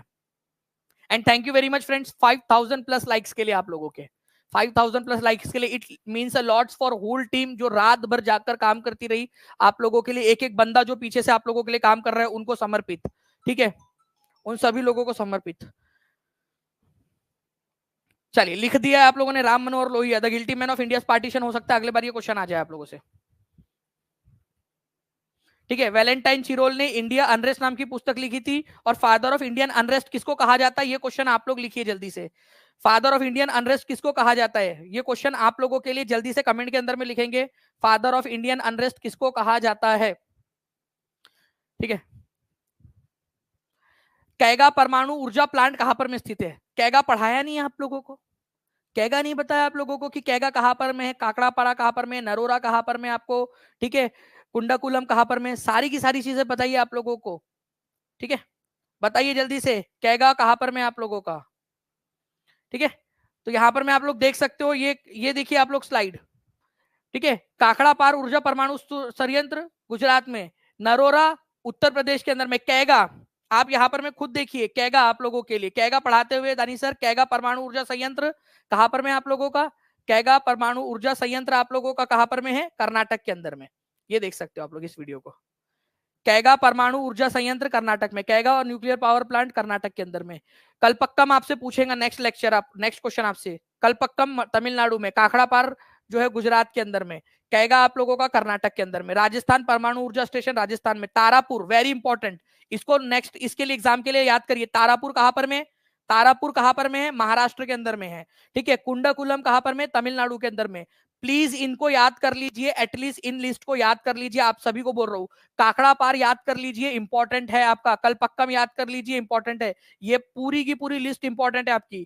कैगा वाला तो बहुत ज्यादा इंपॉर्टेंट अभी आ भी गया आप लोगों का कर्नाटक के अंदर में, ठीक है, डायरेक्टली हमारे लेक्चर में से। और ये आपका कल हुआ है क्वेश्चन, हेड टीचर का क्वेश्चन, हेड टीचर का। तो आंसर क्या होगा आप लोगों का? ऑप्शन नंबर ए, ठीक है। चलिए नेक्स्ट क्वेश्चन की तरफ मैं आगे बढ़ने से पहले पूरी लिस्ट आप लोगों को फिर से दिखा देता हूं, आप देख सकते हो यहां पर में। अच्छा, चैंपियन जो है फ्रेंड्स हम लोग बन चुके हैं, कॉन्ग्रेचुलेशन। कल रात में हम लोग जो है फ्रेंड T20 वर्ल्ड कप जीत चुके हैं, ठीक है। और इसी खुशी में आप लोगों के लिए पूरा फ्लैट आज 60% ऑफ जो है फ्रेंड्स इसको रखा गया है आप लोगों का। वर्ल्ड कप WC2024 इस कोड का इस्तेमाल करके आप लोग कर सकते हो सभी के सभी बच्चे, ताकि आज रात में 8 बजे जो टेस्ट होने वाली है इसके ऊपर में ये जो पूरा पढ़ा रहा हूँ उसकी पूरी टेस्ट आपको मिल जाएंगी ऐप के ऊपर में, वो भी आप लोग कर सके यहाँ पर में।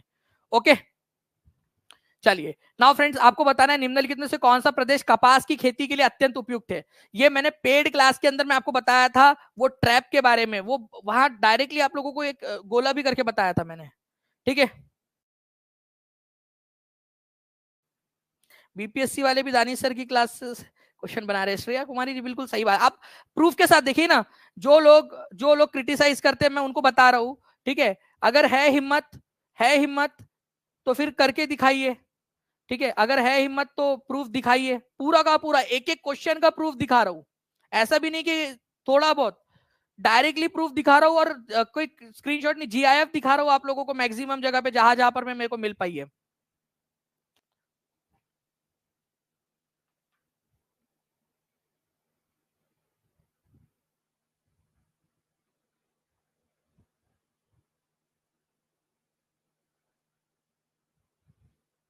लगाइए जल्दी जल्दी से आंसर आप लोग।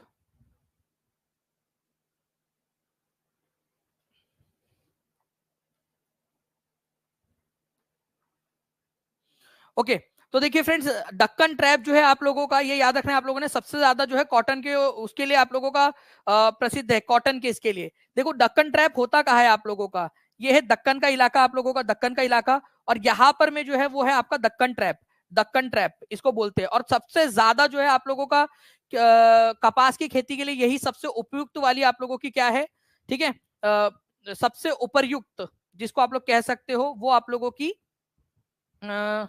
जमीन होती है या मिट्टी होती है आप लोगों की, ठीक है। चलिए now friends, photosynthesis become faster in, photosynthesis जो है सबसे ज्यादा फास्ट किस में हो जाता है। टीम प्लीज मुझे एक बार बता देंगे कि क्या जो है स्लाइड्स के अंदर में कुछ एरर है, स्लाइड्स यहाँ पर में लोड नहीं हो रही है, ऐसा कुछ है, एक बार बता दीजिएगा प्लीज। नहीं हो रही है, क्योंकि डक्कन ट्रैप वाला भी और ये वाला क्वेश्चन भी मेरे तरफ में लोड हुआ नहीं है अभी।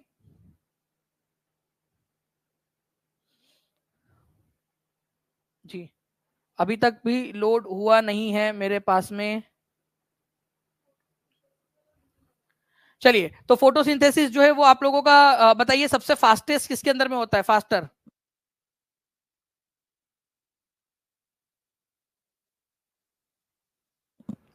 चलिए, तो फोटोसिंथेसिस जो है फ्रेंड सबसे फास्टेस्ट किस में होता है, मैंने आपको बताया था कि रेड से फिर ब्लू के अंदर में, तो रेड में सबसे ज्यादा फास्टेस्ट होता है आपका फोटोसिंथेसिस। ये आप लोगों को जो है फ्रेंड्स, आप लोगों के फोटोसिंथेसिस और ये जो सारे क्वेश्चन है आप लोगों को कुलदीप सर भी कराएंगे। आई थिंक पीपीटी के अंदर में कुछ एरर आया हुआ है आप लोगों का, इसके बाद वाली जो है यहाँ पर मैं आप देख सकते हो ये क्वेश्चन आया है आप लोगों का, क्लोरोफिल सूर्य के प्रकाश के तरंग दैर्घ्य को वो करती है। आपको बताया था कि जो है आपका रेड से ब्लू के तरफ में जो है वो होता है आप लोगों का, रेड से ब्लू के तरफ में, ठीक है। 68वें बीपीएससी का क्वेश्चन था, तो सबसे ज्यादा रेड के अंदर में होती है, रेड से ब्लू के तरफ में प्रकाश इसकी कलर, तो फोटोसिंथेसिस मैक्सिमम होता है आप लोगों का रेड कलर के अंदर में, पूरा बताया था आपको एक्सप्लेन करके इसको, ठीक है। नाउ फ्रेंड, निम्नलिखित में से कौन सी नदी फतुहा के पास गंगा में मिलती है, फतुहा के पास में गंगा में मिलती है, फतुहा के पास, डायरेक्ट क्वेश्चन। और प्लीज इस क्वेश्चन को इंपॉर्टेंट मार्क करिए आप सभी लोग, मैं आपको इसका प्रूफ दिखाता हूं, ये टीचिंग परीक्षा के एप्लीकेशन के ऊपर में अवेलेबल क्वेश्चन है आप लोगों का, ठीक है। टीचिंग परीक्षा पर अवेलेबल क्वेश्चन, बताइए जल्दी जल्दी से इसका आंसर क्या होगा। प्रतीक्षा सिंह जी बहुत बहुत शुक्रिया। देखिए यहाँ पर मैं अगर मैं बात करूं आप लोगों से फ्रेंड्स कौन सी नदी है, तो आप लोगों का जो है आप लोगों की जो पुनपुन नदी है ना, यहाँ पर मैं आपकी पुनपुन नदी, ये पटना के बाद, देखिए ये स्लाइड देखिए आप लोग, ये पूरा का पूरा आपको पढ़ाया हुआ है, ये पुनपुन नदी देखिए आप लोग, ये पुनपुन नदी, ठीक है। इसकी टोटल लेंथ लगभग 200 किलोमीटर की है, ठीक है। बिहार में इसकी लेंथ 182 किलोमीटर की है, पलामू डिस्ट्रिक्ट के अंदर में इसका ओरिजिन होता है, ठीक है, चौराहा हिल में। और आप लोग देखिए ये क्वेश्चन, ठीक है, गंगा में मिलती है फतुहा में, पटना के पास फतुहा में मिलती है गंगा के अंदर में, डायरेक्ट क्वेश्चन फतुहा से। और आप लोग देखिए यहाँ पर मैं ये क्वेश्चन आप लोगों का, फतुहा में कौन सी नदी मिलती है, पनपन नदी या पुनपुन नदी जिसको बोलते हैं आप लोग, वो मिलती है आपकी, ठीक है। पनपन बोलो, पुनपुन बोलो, ठीक है, डी इज द आंसर। और डायरेक्टली यहां से आप लोगों का क्वेश्चन ये बना है, ठीक है, ये आप लोगों का, ठीक है, गंगा नदी में मिलती है, फुतुआ के पास में। अच्छा, इसके अलावा जो है आप लोगों का फ्रेंड सोन नदी के बारे में भी पूछा जा सकता है आप लोगों से आगे में जाकर। देखिए ये सोन नदी है, सोन नदी जो है आप लोगों की कहां से निकलती है, माइकल रेंज से निकलती है सोन नदी। पिछले वाले टीआरई में आया था सोन नदी के बारे में आप लोगों से, ठीक है। और यहाँ पर में गंगा के अंदर में कहा मिलती है, पटना के अंदर में मिलती है, ये भी याद रखना है आप सभी लोगों ने। ओके, तो ये भी क्वेश्चन हम लोगों ने यहाँ पर में कर लिया इस पर्टिकुलर क्वेश्चन को, तो प्लीज इसको याद रखेंगे आप सभी लोग। ओके, नेक्स्ट क्वेश्चन की तरफ में आगे बढ़ते हैं हम लोग। उससे पहले आपको बता दूं कि 63वीं बीपीएससी में 2018 में क्वेश्चन आया था, फ्री ऑफ कॉस्ट ये क्वेश्चन पेपर अवेलेबल है, फ्री ऑफ कॉस्ट आपके टीचिंग परीक्षा ऐप के ऊपर में क्वेश्चन अवेलेबल है आपका। 63वीं बीपीएससी का सारे बीपीएससी के पेपर्स के प्रीलिम्स के क्वेश्चन पेपर्स आपके लिए डाल दिए थे। आंसर करो इसका जल्दी से आप लोग, ठीक है, जल्दी से, ठीक है। ये क्वेश्चन 63वीं बीपीएससी का डायरेक्ट क्वेश्चन, देखिए सेम ऑप्शंस के साथ में डाला है उन्होंने क्वेश्चन को, सेम ऑप्शन सब कुछ सेम, और ये क्वेश्चन आप लोगों के लिए डाल दिया है उन्होंने आप लोगों के लिए, ठीक है। देख सकते हो आप लोग डायरेक्टली क्वेश्चन आप लोगों के लिए वही से 63वीं बीपीएससी का क्वेश्चन है, टीचिंग परीक्षा के ऊपर में अवेलेबल है ये। ओके, चलिए, तो B is the correct answer होगा यहाँ पर में पुनपुन नदी। अब आप लोगों ने आंसर लगाया 89% लोगों ने, भाई अब तो कम से कम 100 लगा देते यार। तो ये जो है फ्रेंड्स आप लोगों का आज का जो है मेरे वाले लेक्चर थे। मैं आपको बता दूं अभी आपने पूरा लेक्चर देखना है, 5500 से ज्यादा लाइक्स आप लोगों ने कर दिए फ्रेंड्स, बहुत बहुत शुक्रिया आप सभी लोगों का, ठीक है, 5500 प्लस लाइक्स के लिए।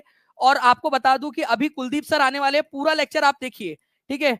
कुलदीप सर आपको साइंस के लेक्चर कराएंगे, कुलदीप सर, ठीक है, कुलदीप सर। उसके बाद में जो है आप लोगों को काजल मैम जो है वो साइंस, आप लोगों को काजल मैम जो है वो करवाएंगी रीजनिंग के सारे क्वेश्चन जो रीजनिंग के आए हैं, ठीक है, रीजनिंग के क्वेश्चन, फिर मैथ्स के क्वेश्चंस आप लोगों को करवाए जाएंगे। और अब बता दूं आपको कि, ठीक है, आप लोगों का जो अभी जो ऑफर चल रहा है आप लोगों का, जो 60% ऑफ के लिए इंडिया जो जीत गया है उसकी खुशी में आप लोगों का, तो उसका आप लोग आनंद ले सकते हो जितने भी बच्चे हैं वो लोग। और आज 8 बजे 8 PM पर आपको इसकी टेस्ट मिल जाएंगी, टेस्ट जो पूरा पेपर था उसकी। और साथ ही साथ उसके जस्ट 1 घंटे बाद, पहले आप टेस्ट दोगे, वो टेस्ट आपने अच्छे से देना है, उसके 1 घंटे बाद मतलब 9 बजे आप लोगों को उसका प्रैक्टिस टेस्ट मिल जाएंगी टीचिंग परीक्षा के पेड क्लासेस के अंदर में जितनी भी है, चाहे वो आपका 65 पेपर्स हो, चाहे रिवीजन बैच हो, चाहे टीआरई 4 हो, चाहे टीआरई 3 हो, सारे जगह के ऊपर में पूरी मेहनत लग रही है फ्रेंड, पूरी टीम लगी हुई है रात भर से।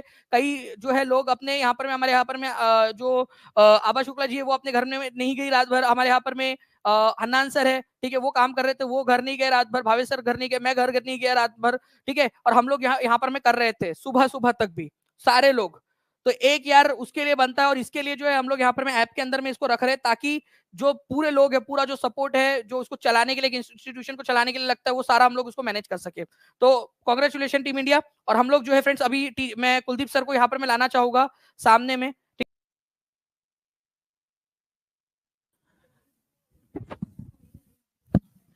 चलो दोस्तों, आप सभी का स्वागत है भाई साहब साइंस की साइंस इस शाला में, जहां पर भाई साहब आपको क्या बताओ गजब हो गया। और क्या गजब हुआ, जो हमने टीचिंग परीक्षा ने पढ़ा है जैसे कि वैसा पूरा का पूरा पेपर 90% से भी ज्यादा प्रश्न जैसे कि वैसे भाई साहब आपके बीपीएससी की हेड टीचर में वैसे के वैसे क्वेश्चन आए। और आपने तो एनालिसिस देख ही लिया, दानिश सर ने जो आपको बताया उसी तरह से अब विज्ञान को भी एक तरह से निचोड़ लेंगे कि किस तरह से उनके भी क्वेश्चन भाई साहब जैसे कि वैसे आपके साइंस में पूछे गए हैं। देखिए ये पहला क्वेश्चन था जहां पे ये पूछा गया था कि एंट स्पेशलिस्ट जो डॉक्टर साहब होते हैं वो कौन सा दर्पण का उपयोग करते हैं। अब देखिए आपको प्रूफ बताता हूं, इसके बारे में मैंने आपको क्या बताया था। आपको बताया था मैंने ये क्वेश्चन लिया था जहां पे हमने भाई साहब हमने किसके बारे में देखा था, हमने देखा था जो दांत के डॉक्टर साहब होते उनके बारे में पढ़ा था। और वहां पे आपको ये क्वेश्चन मैंने एक बार नहीं बल्कि 2 बार आपको पढ़ाया था कि वहां पे आंसर क्या रहेगा आपका। जब कभी भी आपको इमेज को बड़ा करके देखना होता है उस टाइम पे आप क्या इस्तेमाल करते हो, उस टाइम पे आप करते हो अवतल दर्पण का इस्तेमाल, माने कि कॉनकेव लेंस का इस्तेमाल करते हो। और ये क्वेश्चन भाई साहब एक बार नहीं हमने 2 बार क्वेश्चन को रिपीट किया है, बार बार पढ़ाया आपको, और वही क्वेश्चन को रिलेटेड क्वेश्चन आया है। अब जिसको ये समझ गया था कि एंट माने कि क्या होता है, जो भाई साहब आपके कान, नाक और गले के डॉक्टर होते हैं भाई साहब, वो होते हैं आपके एंट स्पेशलिस्ट। और यहाँ पे वही पूछा गया था कि एंट स्पेशलिस्ट कौन सा आपका मिरर मान की दर्पण इस्तेमाल करते हैं, और इसका आंसर क्या था आपका, वो था आपका कॉनकेव मिरर, माने कि ऑप्शन नंबर डी जो है भाई साहब आपका सही था। अब जिन जिन लोगों ने सही किया है और जिन जिन लोगों को पता है कि जिन्होंने मेरी साइंस की क्लास की है, मैंने ये क्वेश्चन को बार बार किए, क्लियर है जी। तो चलिए आगे बढ़ते, नेक्स्ट क्वेश्चन देखते हैं। देखिए next question as it is, यहां पे भी प्लांट हार्मोन के बारे में बताया था। किसके बारे में पूछा गया, जो वानस्पतिक हार्मोन्स होते हैं उनके बारे में पूछा गया था, और ये भी क्वेश्चन मैंने लिया था। आपको प्रूफ दिखाऊं, प्रूफ दिखाओ। चलिए देखिए ये क्वेश्चन कैसे पूछा गया था। मैंने एक क्वेश्चन लिया था कि जो रंध्र होते जिसे हम स्टोमेटो बोलते हैं, उनको बंद और चालू करने में कौन सा एसिड इस्तेमाल, माने कि कौन सा हार्मोन जो है वो भाई साहब मदद करता है। और वहां पे आंसर में आपको एब्सिसिक एसिड तो आ गया था। रंध्र मान की स्टोमेटा आप सभी को पता है बंद और चालू करने में वो मदद करता है। पर यहाँ पे आपको एक और बात बताई थी कि प्लांट में भाई साहब ये आपके 5 प्रकार के हार्मोन्स होते हैं, प्लांट हार्मोन जिसे बोलते हैं। वहां पे साइटोकाइनिन, ऑक्सिन, उसके बाद जिब्रेलिन, उसके बाद एब्सिसिक एसिड। एब्सिसिक एसिड को हमने डोरमेंसी हार्मोन बोला था, माने कि जब भाई साहब पानी की कमतरता हो जाए, जब खाने में ना मिले, उस टाइम जो पत्तियां झड़ती है ना पेड़ों की, उस टाइम पे ये एब्सिसिक एसिड काम करता है। और वो क्या करता है जी, वो आपका जो वाटर वेपोरेशन होता है आपका पौधों से, वो कम कर देता है। उसी तरह से साइटोकाइनिन, साइटोकाइनिन आपका भाई साहब सेल डिवीजन में, ग्रोथ में मदद करता है, ये भी हमने डिस्क्रिप्शन में देखा था। साथ में ये भी देखिए एब्सिसिक एसिड को बोला था हमने एंटी ग्रोथ हार्मोन। उसी तरह से ये स्टिमुलेट करता है आपके स्टोमेटा, माने कि रंध्र को ओपन करता है और उसमें से जो भाप बनी है फोटोसिंथेसिस से वो बाहर निकालता है। उसी तरह से एब्सिसिक एसिड का हो गया है। उसके बाद साइटोकाइनिन के बारे में पढ़ा था, वो हमने पढ़ा था कि ये भाई साहब प्लांट की जो ग्रोथ होती है ना, ग्रोथ, सेकेंडरी ग्रोथ और प्राइमरी ग्रोथ, उसके लिए रिस्पॉन्सिबल कौन होता है, आपका साइटोकाइनिन होता है। बिल्कुल करेक्ट क्वेश्चन उसी में से आया है आपका। और वही यहाँ पे पूछा गया है कि भाई साहब बस आपको पहचानना था कि यहाँ पे प्लांट हार्मोन कौन सा था, और यह आपका आंसर एकदम इजी, साइटोकाइनिन। वैसे भी हमने बहुत बार इंसुलिन पैंक्रियास से निकलता है, आप सबको पता है। ईस्ट्रोजेन भाई साहब इसे हमने बार बार बोला है कि ये क्या होता है जी, आपका फीमेल सेक्स हार्मोन होता है, महिलाओं में पाया जाता है। थायरोक्सिन जो आपकी थायराइड ग्रंथि जो है वो सिक्रेट करने का काम करती है। सभी चीजें हमने देखी है, सभी चीजें हमने देखी और बड़े बारीकी से उनको पढ़ा भी है। तो इसका आंसर क्या था आपका, बी ऑप्शन था, साइटोकाइनिन। ओके चलिए और क्वेश्चन दिखाता हूं आपको। चलिए दिल जो है भाई साहब बिल्कुल गार्डन गार्डन हो गया है। जैसे ही वो हेड पेपर का हेड टीचर का जैसे ही पेपर देखा ना, ऐसे लग रहा था कि हमने पढ़ाया और हमारा सुन के भाई साहब बीपीएससी ने छाप दिया, बिल्कुल ऐसे ही लग रहा। देखिए नेक्स्ट क्वेश्चन क्या था, विच of the following elements easily loss the electron.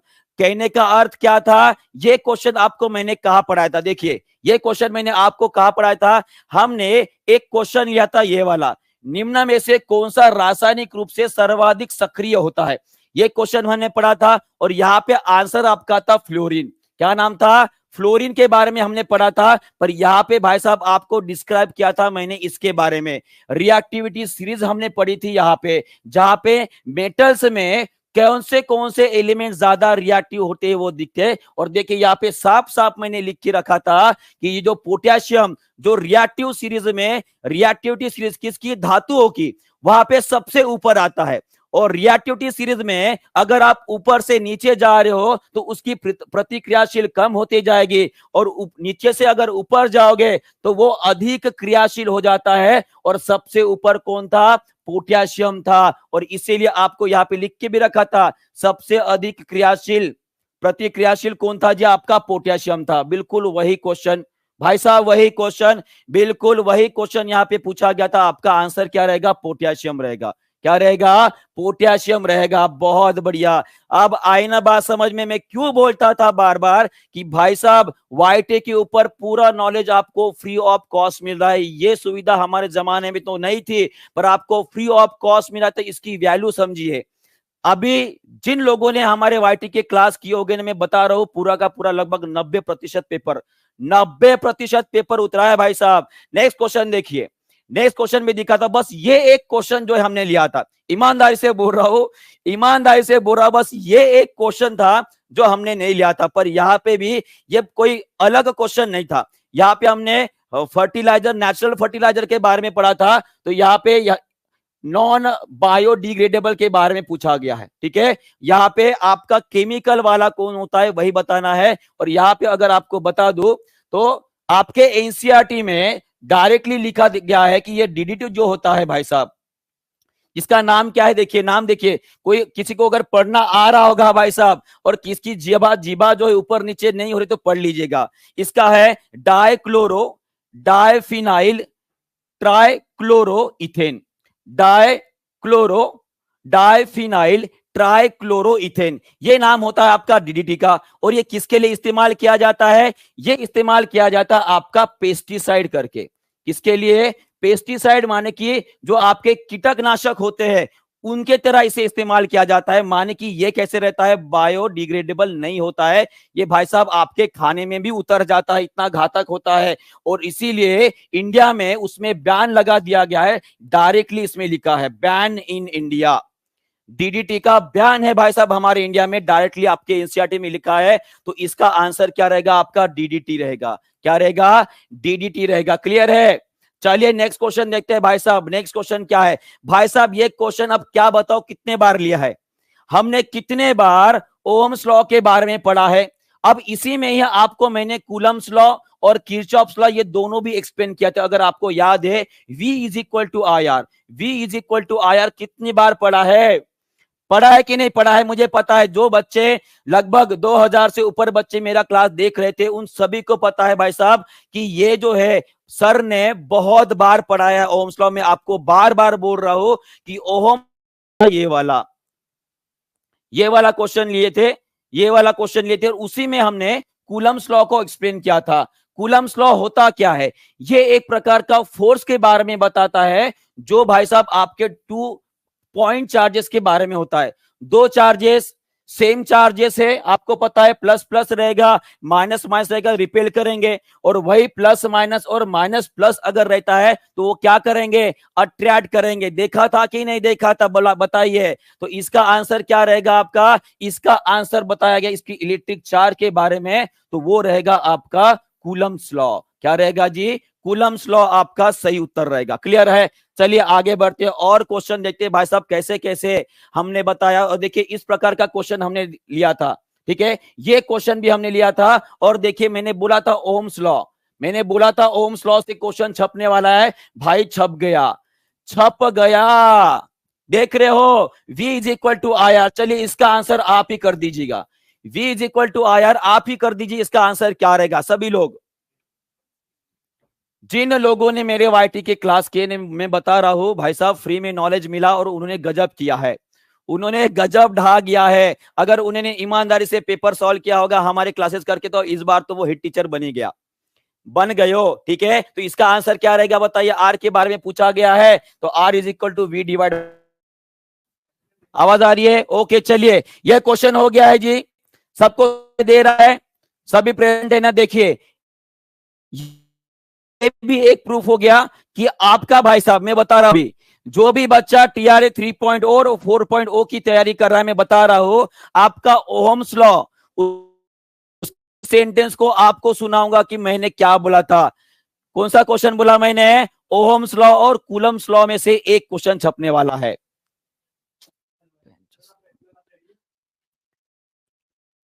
Clear है, चलिए भाई साहब ये सबको समझ में आया है जी, ये सबको समझ में आया है।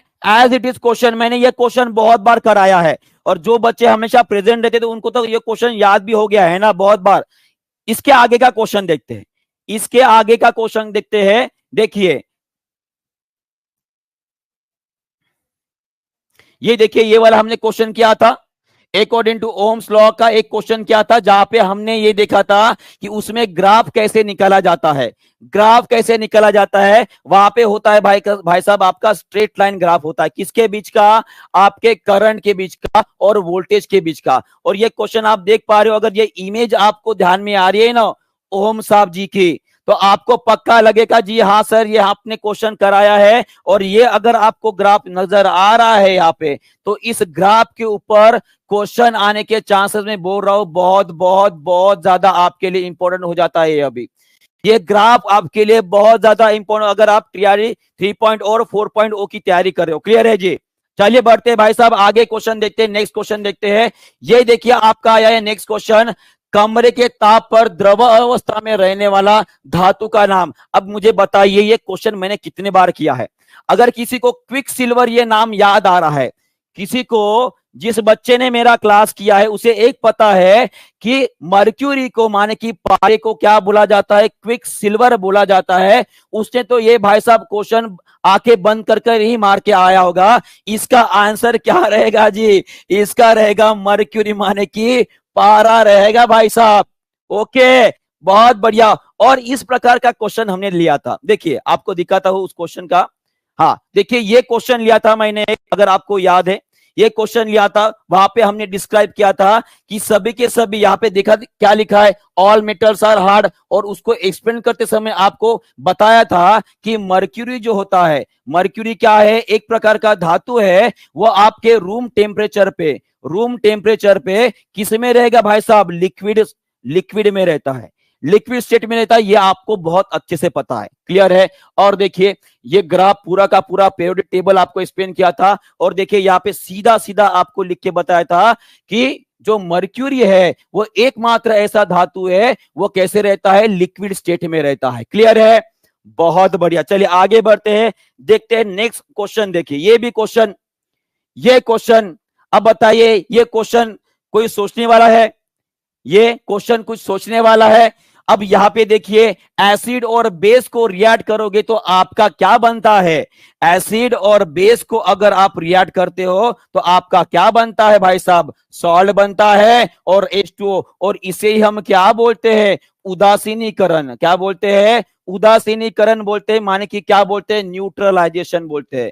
क्या बोलते हैं? Neutralisation reaction. और ये भी क्वेश्चन मैंने कराया है, ये भी क्वेश्चन मैंने कराया है। चलिए देखते हैं क्वेश्चन को। देखिए ये क्वेश्चन हमने कराया था जिसमें कि भाई साहब सॉल्ट अगर मेडअप होता है स्ट्रॉन्ग एसिड से और वीक बेस से तो क्या बनता है? ये क्वेश्चन मैंने कराया था, और उसका आंसर हमने इस तरह से देखा था, जहां पे पहला ही सेंटेंस आपको लिख के बताया था कि एसिड एंड बेस को जब रिएक्ट कराओगे तो आपकी कौन सी रिएक्शन होती है? न्यूट्रलाइजेशन की रिएक्शन होती है भाई साहब। याद आया कि नहीं याद आया? याद आ गया? तो यही होती है रिएक्शन, और यही होता है नॉलेज। जब कभी भी किसी चीज के आप पे पीछे पड़ जाओगे ना तो भाई साहब वो आपको मिलनी ही है, वो आपको मिलनी ही है। क्लियर है? चलिए भाई साहब आगे बढ़ते हैं। ये पूरा यहाँ पे हमने स्ट्रॉन्ग एसिड कौन से होते हैं, वीक एसिड कौन से, ये सभी कुछ डिस्कस किया था, ये सभी कुछ हमने डिस्कस किया था। चलिए नेक्स्ट क्वेश्चन, ये आंसर देखिए, ये क्वेश्चन देखिए, और ये क्वेश्चन को हमने भाई साहब न्यूरॉन के बारे में पढ़ाया था, और अगर आपको याद होगा तो यहां पे आंसर आपका आएगा सिनेप्स। क्या आएगा? सिनेप्स इसका उत्तर आएगा। यहां पे पूछा गया है कि दो न्यूरॉन्स के बीच में ये आपका न्यूरॉन्स हो गया इस तरह से, ठीक है, ये डेंड्राइट्स हो गए, ये एक्सोन हो गया यहाँ पे, और यहाँ पे भाई साहब दो न्यूरॉन जहां पे जुड़ते हैं उनको, उस गैप को क्या बोला जाता है? सिनेप्स बोला जाता है। ये एक्चुअली मैंने क्वेश्चन पढ़ाया है, पर मैंने सर्च करने के बाद भी ये क्वेश्चन मुझे मिला नहीं, शायद पीडीएफ फॉर्म में होगा, ठीक है, पर अगली बार इसका प्रूफ भी आपको दिखा दूंगा भाई जी। क्लियर है जी? चलिए भाई साहब आगे बढ़ते हैं। हाँ ये क्वेश्चन देखिए, ये हमने कितनी बार पढ़ा होगा बताइए? Ozone layer, ozone hole, global warming gases, ये सभी के सभी भाई साहब पूरे के पूरे कंसेप्ट हमने कम से कम 5 नहीं, कम से कम 10 बार पढ़ा है। कितने बार? 10 बार पढ़ा है। और आपको यही बताया था मैंने कि अल्ट्रावायलेट रेडिएशन से भाई साहब, ये अल्ट्रावायलेट रेडिएशन कहां पे गिरेंगे? आपके स्किन के ऊपर। तो किसका डिसीज होने वाला है आपको बताइए? होगा ये आपका, कहा गया जी, स्किन कैंसर, त्वचा का कैंसर होता है। और सीधा सीधा आपको मैंने एनसीईआरटी से निकाला हुआ जो एक छाप था वो दिखा दिया था। अगर आपको यकीन ना आए तो देखिए ये वाला क्वेश्चन हमने लिया था, अगर आपको याद है कि अल्ट्रावायलेट रेडिएशन भाई साहब कौन सी लेयर में पाए जाते हैं? अल्ट्रावायलेट रेडिएशन कौन सी लेयर में पाए जाते हैं, ये क्वेश्चन जब हमने किया था तो उसका आंसर क्या था आपका, यूवी स्ट्रेटोस्फियर। क्या नाम आंसर था, स्ट्रेटोस्फियर, ये आंसर था। उसके साथ हमने ये भी फिगर आपको दिखाई थी कि स्ट्रेटोस्फियर में ओजोन जो होता है लगभग 15 से 30 किलोमीटर के बीच में, 15 से 30 किलोमीटर के बीच में, या 15 से 35 बोलो, इसके बीच में पाया जाता है, ये भी आपको बताया था। और साथ में भाई साहब ये भी स्लाइड आपको एक्सप्लेन की थी कि नहीं की थी, की थी, क्लियर है। और आपको बताएगा जो सीएफसी होते हैं, कौन, क्लोरोफ्लोरोकार्बन जो होते हैं, वो भाई साहब हमारी ओजोन को खा रहे हैं। और आपको बताया था कि एक क्लोरीन का मॉलिक्यूल लगभग 1 लाख, कितने, 1 लाख ओजोन के मॉलिक्यूल को खा रहा है, खा रहा है ना, ये बताया था। और इसके साथ साथ ये पूरी की पूरी आपकी स्लाइड एनसीईआरटी से छपवा के आपको लगा दी थी यहाँ पे।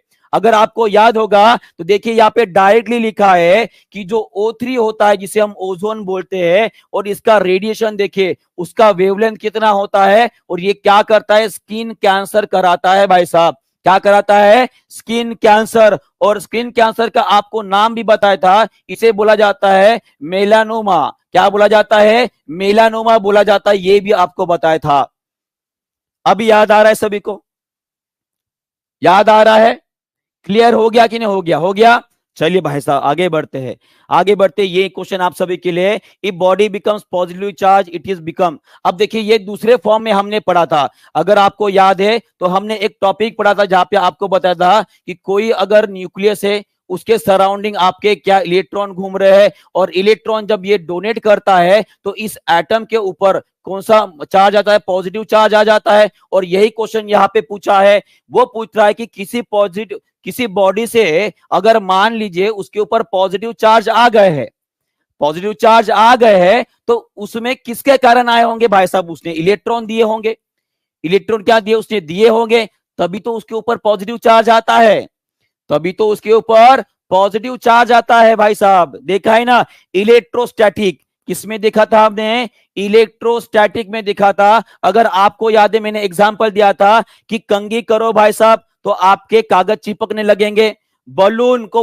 ऐसे घिसो तो आपको वहां पे भी कागज चिपकते हुए नजर आएंगे, क्यों, क्योंकि वहां पे चार्जेस डेवलप होते हैं, क्या होते हैं, चार्जेस डेवलप होते हैं। क्लियर है जी, चलिए भाई साहब आगे बढ़ते हैं, देखते हैं एक और क्वेश्चन, एक और क्वेश्चन ये रहा नेक्स्ट क्वेश्चन, रेनबो। ये तो मैंने आपके पेड क्लास में पढ़ाया था, मैं सच्ची बता रहा हूं, ये आपके पेड क्लास में मैंने इसको, इस टॉपिक को पढ़ाया था, पेड क्लास में इसके इस टॉपिक के ऊपर आपका पूरा का पूरा एक्सप्लेनेशन भी हुआ था, साथ में कुछ क्वेश्चन भी इसके ऊपर सॉल्व किए थे।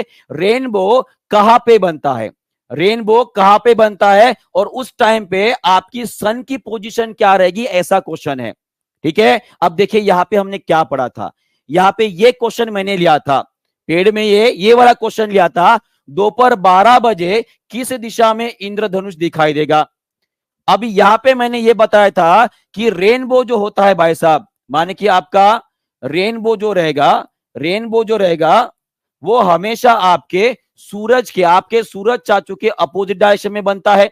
अब मुझे बताइए 12 बजे अगर वो पूछ रहे हैं कि इंद्रधनुष कहां पे बनेगा, तो इसका इसका आंसर क्या दोगे, इसका आंसर था आपका ये कहीं नहीं दिखाई देगा, क्योंकि 12 बजे अगर आपका सूरज ऊपर है तो धरती के ऊपर थोड़ा इंद्रधनुष आने वाला है, समझ पा रहे हो बात को, ठीक है। तो सिंपल सा कंसेप्ट था यहाँ पे, और आपका आंसर यहाँ पे क्या रहेगा जी, in the opposite direction of the sun, सूर्य के विपरीत दिशा में बनता है आपका रेनबो। बहुत बढ़िया, चलिए नेक्स्ट क्वेश्चन देखते हैं। देखिए ये पूरा का पूरा टॉपिक मैंने एक्सप्लेन किया था आपके पेड क्लास में, इसलिए मैं बोल रहा था कि पेड क्लास भी ले लो भाई साहब, बड़ा फायदा हो जाएगा। अगर कोई बंदे ने अभी भी 4.0 की तैयारी कर रहा है और उसने क्लास नहीं लिया है तो इससे सुनहरा मौका नहीं मिलने वाला। आपको लास्ट बार भी पिछले बार भी बताया था कि भाई साहब अगस्त महीने में 3 लाख वैकेंसीज निकलने वाली है बीपीएससी की, और सबसे ज्यादा वैकेंसी रहने वाली है आपकी कहां पे, शिक्षा विभाग में। तो सोच लो टीआरई 4.0 के बारे में, अभी भी नहीं सुधरोगे तो गए काम से, ठीक है। चलिए नेक्स्ट क्वेश्चन लेते हैं भाई साहब, ये पूरा का पूरा मैंने एक पेड क्लास में ही पढ़ाया था, ठीक है। नेक्स्ट क्वेश्चन, अब ये बताइए, ये क्वेश्चन हमने कितने बार किया है वाईटी के ऊपर, ब्रेकडाउन। हमारा अन्न जो होता है भाई साहब पेट में जाएगा, और पेट में जाने के बाद उसे डाइजेस्ट कौन करता है भाई साहब, एंजाइम्स। कौन करते हैं? एंजाइम। तो इसका आंसर क्या रहेगा आपका? सीधी सीधी बात है भाई, सीधी सीधी बात है, डाइजेस्टिव एंजाइम्स करेंगे। कौन करेंगे? Digestive enzymes. जैसे कि हमने हमने बात की थी किसकी जी? प्रोटीन। प्रोटीन को तो कौन तोड़ेगा बताइए? प्रोटीन को तो कौन तोड़ेगा? ये तोड़ेगा आपका पेप्सिन।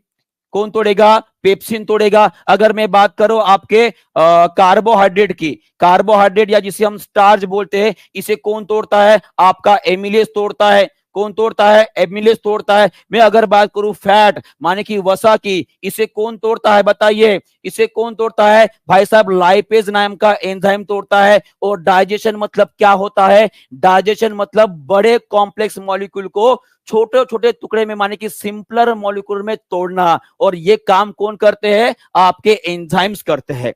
क्लियर है? बहुत बढ़िया। चलिए आगे बढ़ते हैं, देखते हैं और कौन सा क्वेश्चन आया है।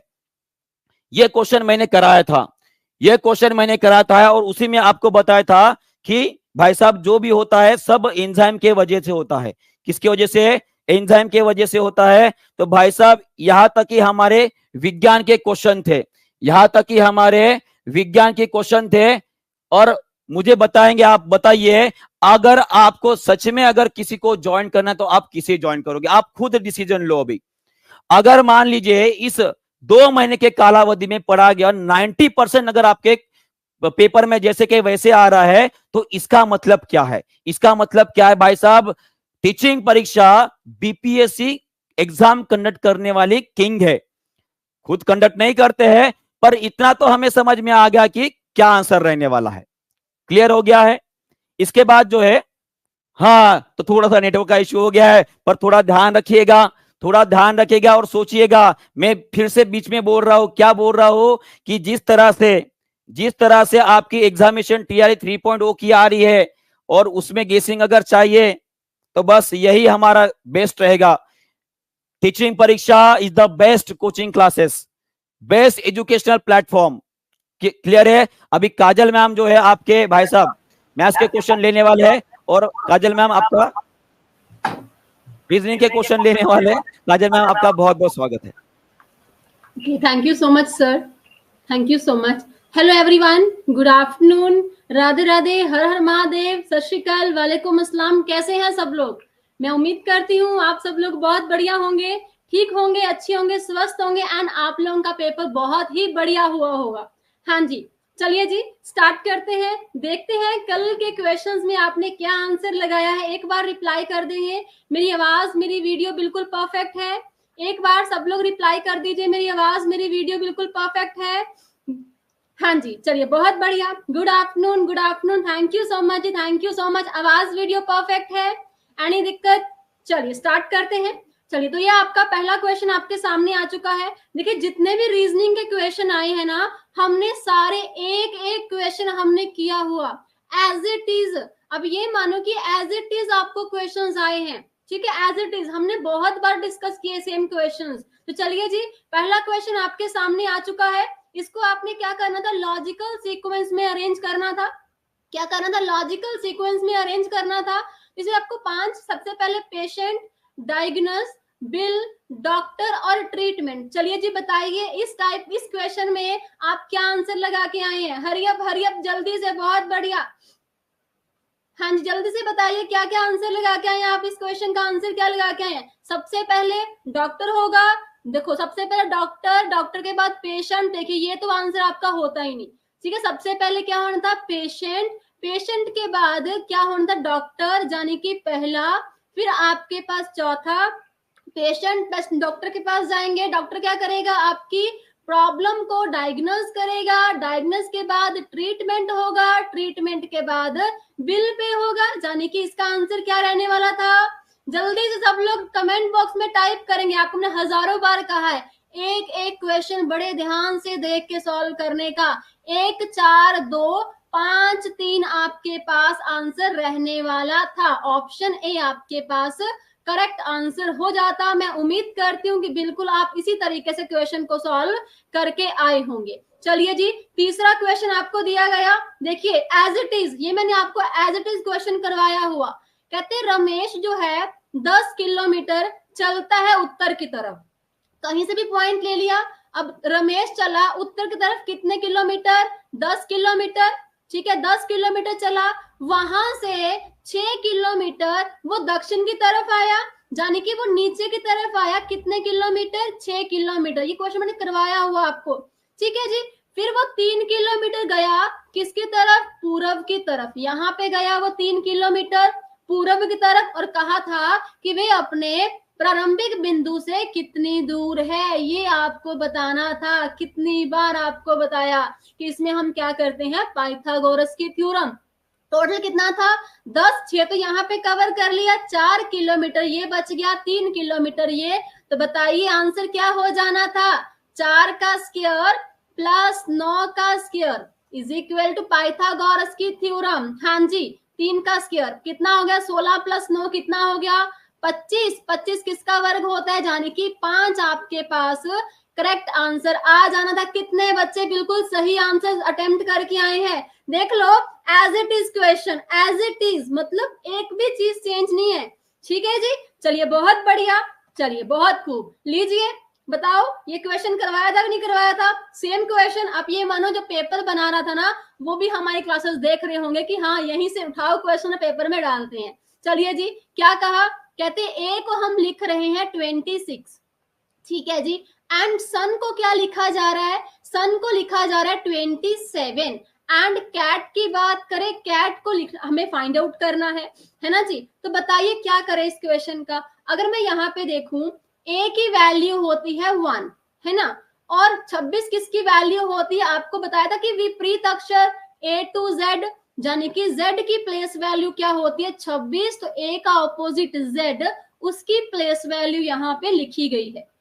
ओके जी, क्लियर। अगर देखो यहाँ पे a टू z ऑपोजिट, तो बाकी भी क्या करना था, ऑपोजिट ही आने थे। अब जल्दी से, s का विपरीत क्या होता है h, u का विपरीत क्या होता है f, n का विपरीत क्या होता है m, यानी कि 8, 6, 13, इन सबको प्लस करो, 8 और 6 14, 14 और 13 कितना हो गया 27, ठीक है, क्लियर, डन जी। इट मींस इनकी ऑपोजिट वैल्यूज को ऐड किया गया है। कैट की बात करें, कैट सी का ऑपोजिट क्या होता है x, a का ऑपोजिट z, t का ऑपोजिट क्या हो गया g, यानी कि 24 प्लस 26 प्लस 27, इन सबको ऐड करके आपका आंसर आ जाना था।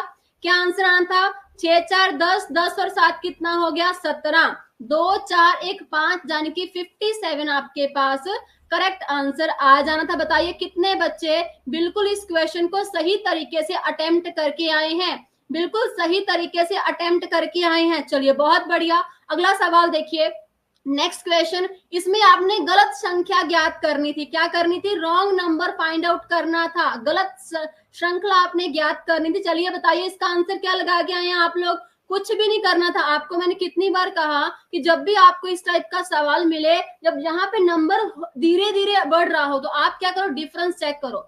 हाँ जी, 1 और 2 में डिफरेंस कितना है 1 का, 2 और 6 में डिफरेंस कितना है 4 का, 6 और 15 में डिफरेंस कितना है 9 का, 15 और 31 में कितना डिफरेंस है 16 का, ठीक है जी।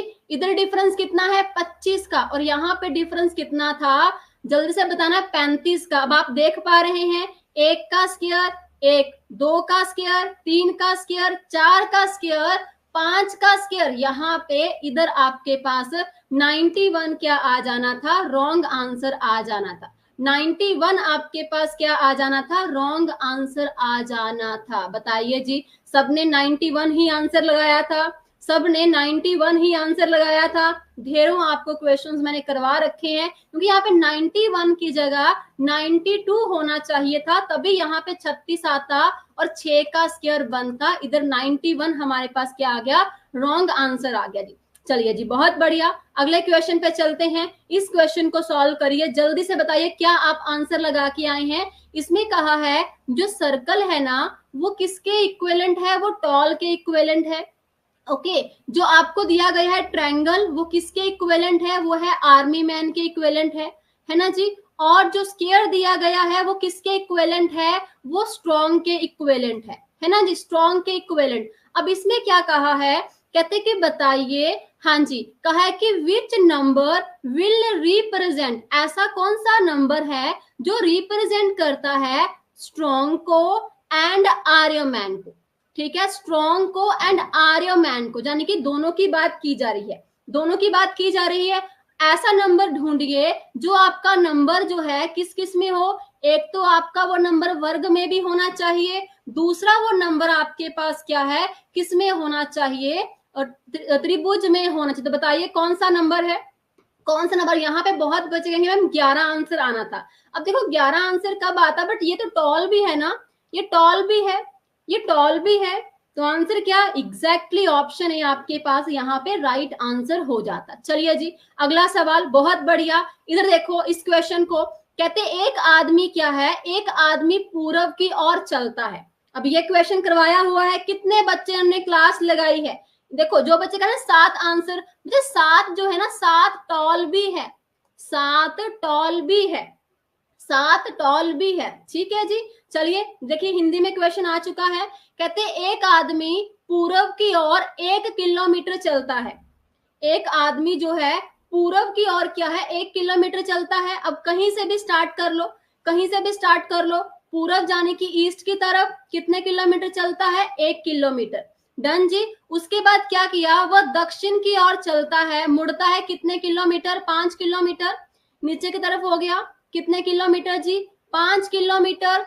फिर कहा कि वो फिर से पूरब की ओर मुड़ता है कितने किलोमीटर, 2 किलोमीटर, एंड देन वहां से बाद में वो उत्तर की ओर चलता है कितने किलोमीटर, 9 किलोमीटर, ऊपर से चला गया कितना, 9 किलोमीटर, राइट। अब पूछा है कि अब वो अपने शुरुआती बिंदु से कितनी दूरी पे है, ये पूछा गया है, ये शुरुआती बिंदु से कितनी दूरी। अब देखो अगर ये 2 किलोमीटर है, ऑब्वियस सी बात है ये भी कितना होगा, 2 किलोमीटर ही होगा, 2 किलोमीटर। अगर ये वाला 5 किलोमीटर है तो ये भी कितना होगा, ये भी 5 किलोमीटर होगा, यानी बचा कितना, 4 किलोमीटर यहाँ पे बच गया, और ये कितना हो गया, 3 किलोमीटर। तो बताइए यहाँ पे भी क्या लग रही थी, पाइथागोरस की थ्योरम, पाइथागोरस की थ्योरम, 3 किलोमीटर एंड 4 किलोमीटर, तो क्या हो जाएगा इसका आंसर, आंसर क्या हो जाएगा, ट्रिपलेट्स, 3 4 5, 5 किलोमीटर अगेन आपके पास क्या हो जाता, करेक्ट आंसर आ जाता। ठीक है जी, क्लियर, एनी डाउट, एनी दिक्कत, एनी परेशानी। चलिए बहुत बढ़िया, अगला सवाल देखिए, करिए इस क्वेश्चन को सॉल्व, जल्दी से सॉल्व करेंगे। क्या कहा गया है, कहते ए बी डी एच, हाँ जी अगला अक्षर क्या होगा ये आपको फाइंड आउट करना है, ए बी डी एच अगला अक्षर क्या, आसान सवाल, बिल्कुल सिंपल।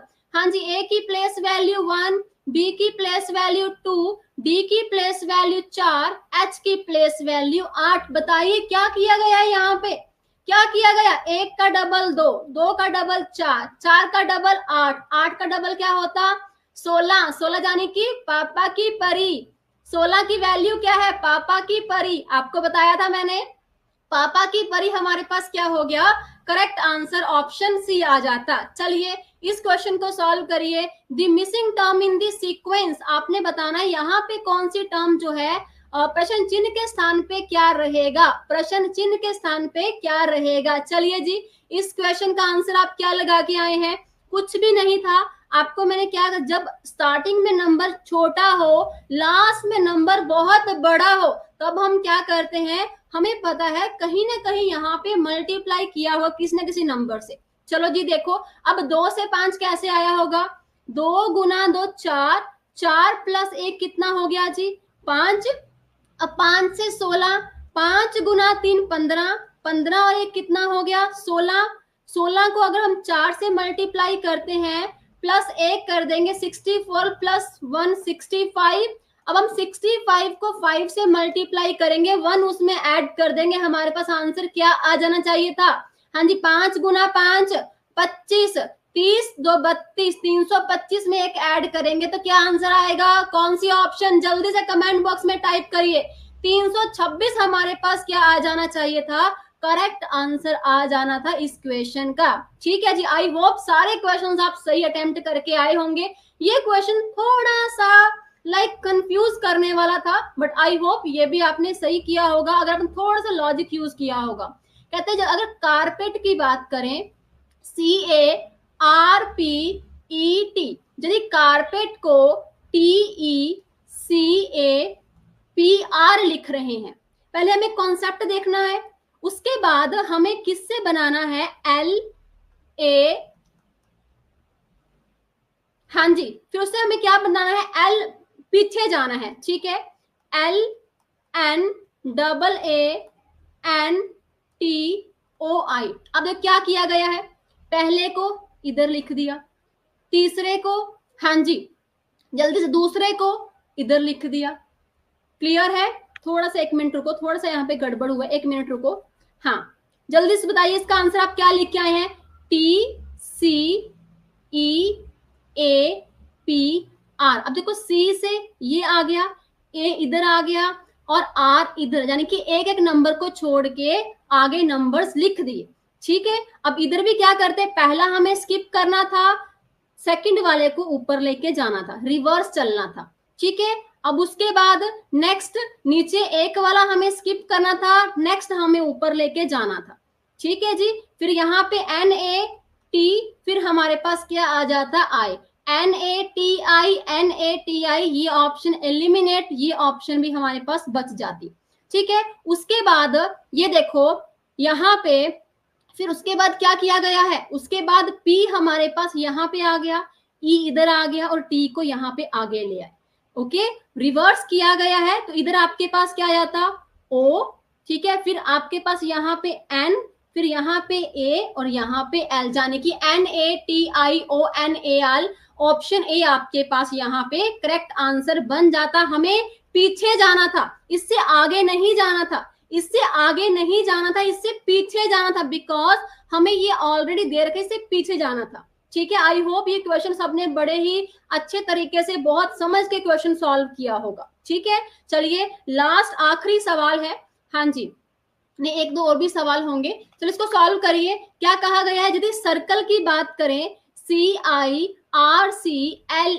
सर्कल को अगर लिखा जा रहा है DKUFNF, है ना, तो बताना है आपने SQUARE को क्या लिखा जाता। सिंपल सवाल, इजी क्वेश्चन था, क्या था, C से D कितना ऐड किया, 1 ऐड कर दिया, बताओ बताओ। अब यहाँ पे 9 से 11 कितना ऐड किया, 2 ऐड कर दिया, है ना जी।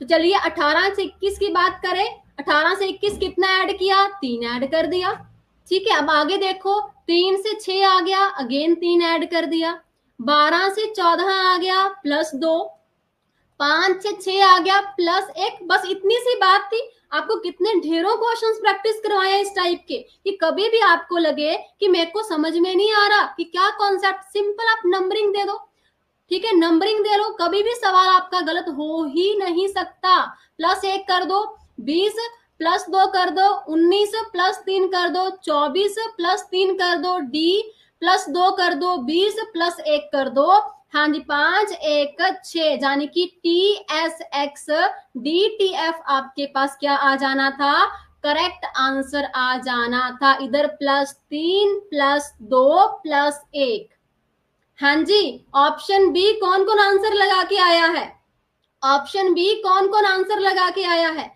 अरे ऑप्शन बी नहीं होना था, मैंने आपको बार बार कहा था कि क्वेश्चन सॉल्व करने के बाद भी क्या करने का था, ऑप्शंस को चेक करने का था कि हम कौन सा नंबर सही से कर रहे हैं, ठीक है। 20 18 से 20 T, 5 से 6 F, ओके जी, क्लियर।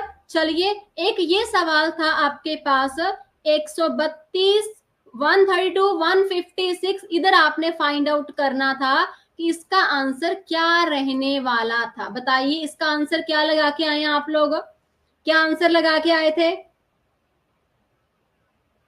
हाँ जी क्या लगा के आए हैं। हमने क्या किया, इसका डिफरेंस चेक करना था, क्योंकि इतना नंबर एकदम से नहीं बढ़ रहा। अगर डिफरेंस चेक करें तो कितना आ जाता है यहाँ पे 24।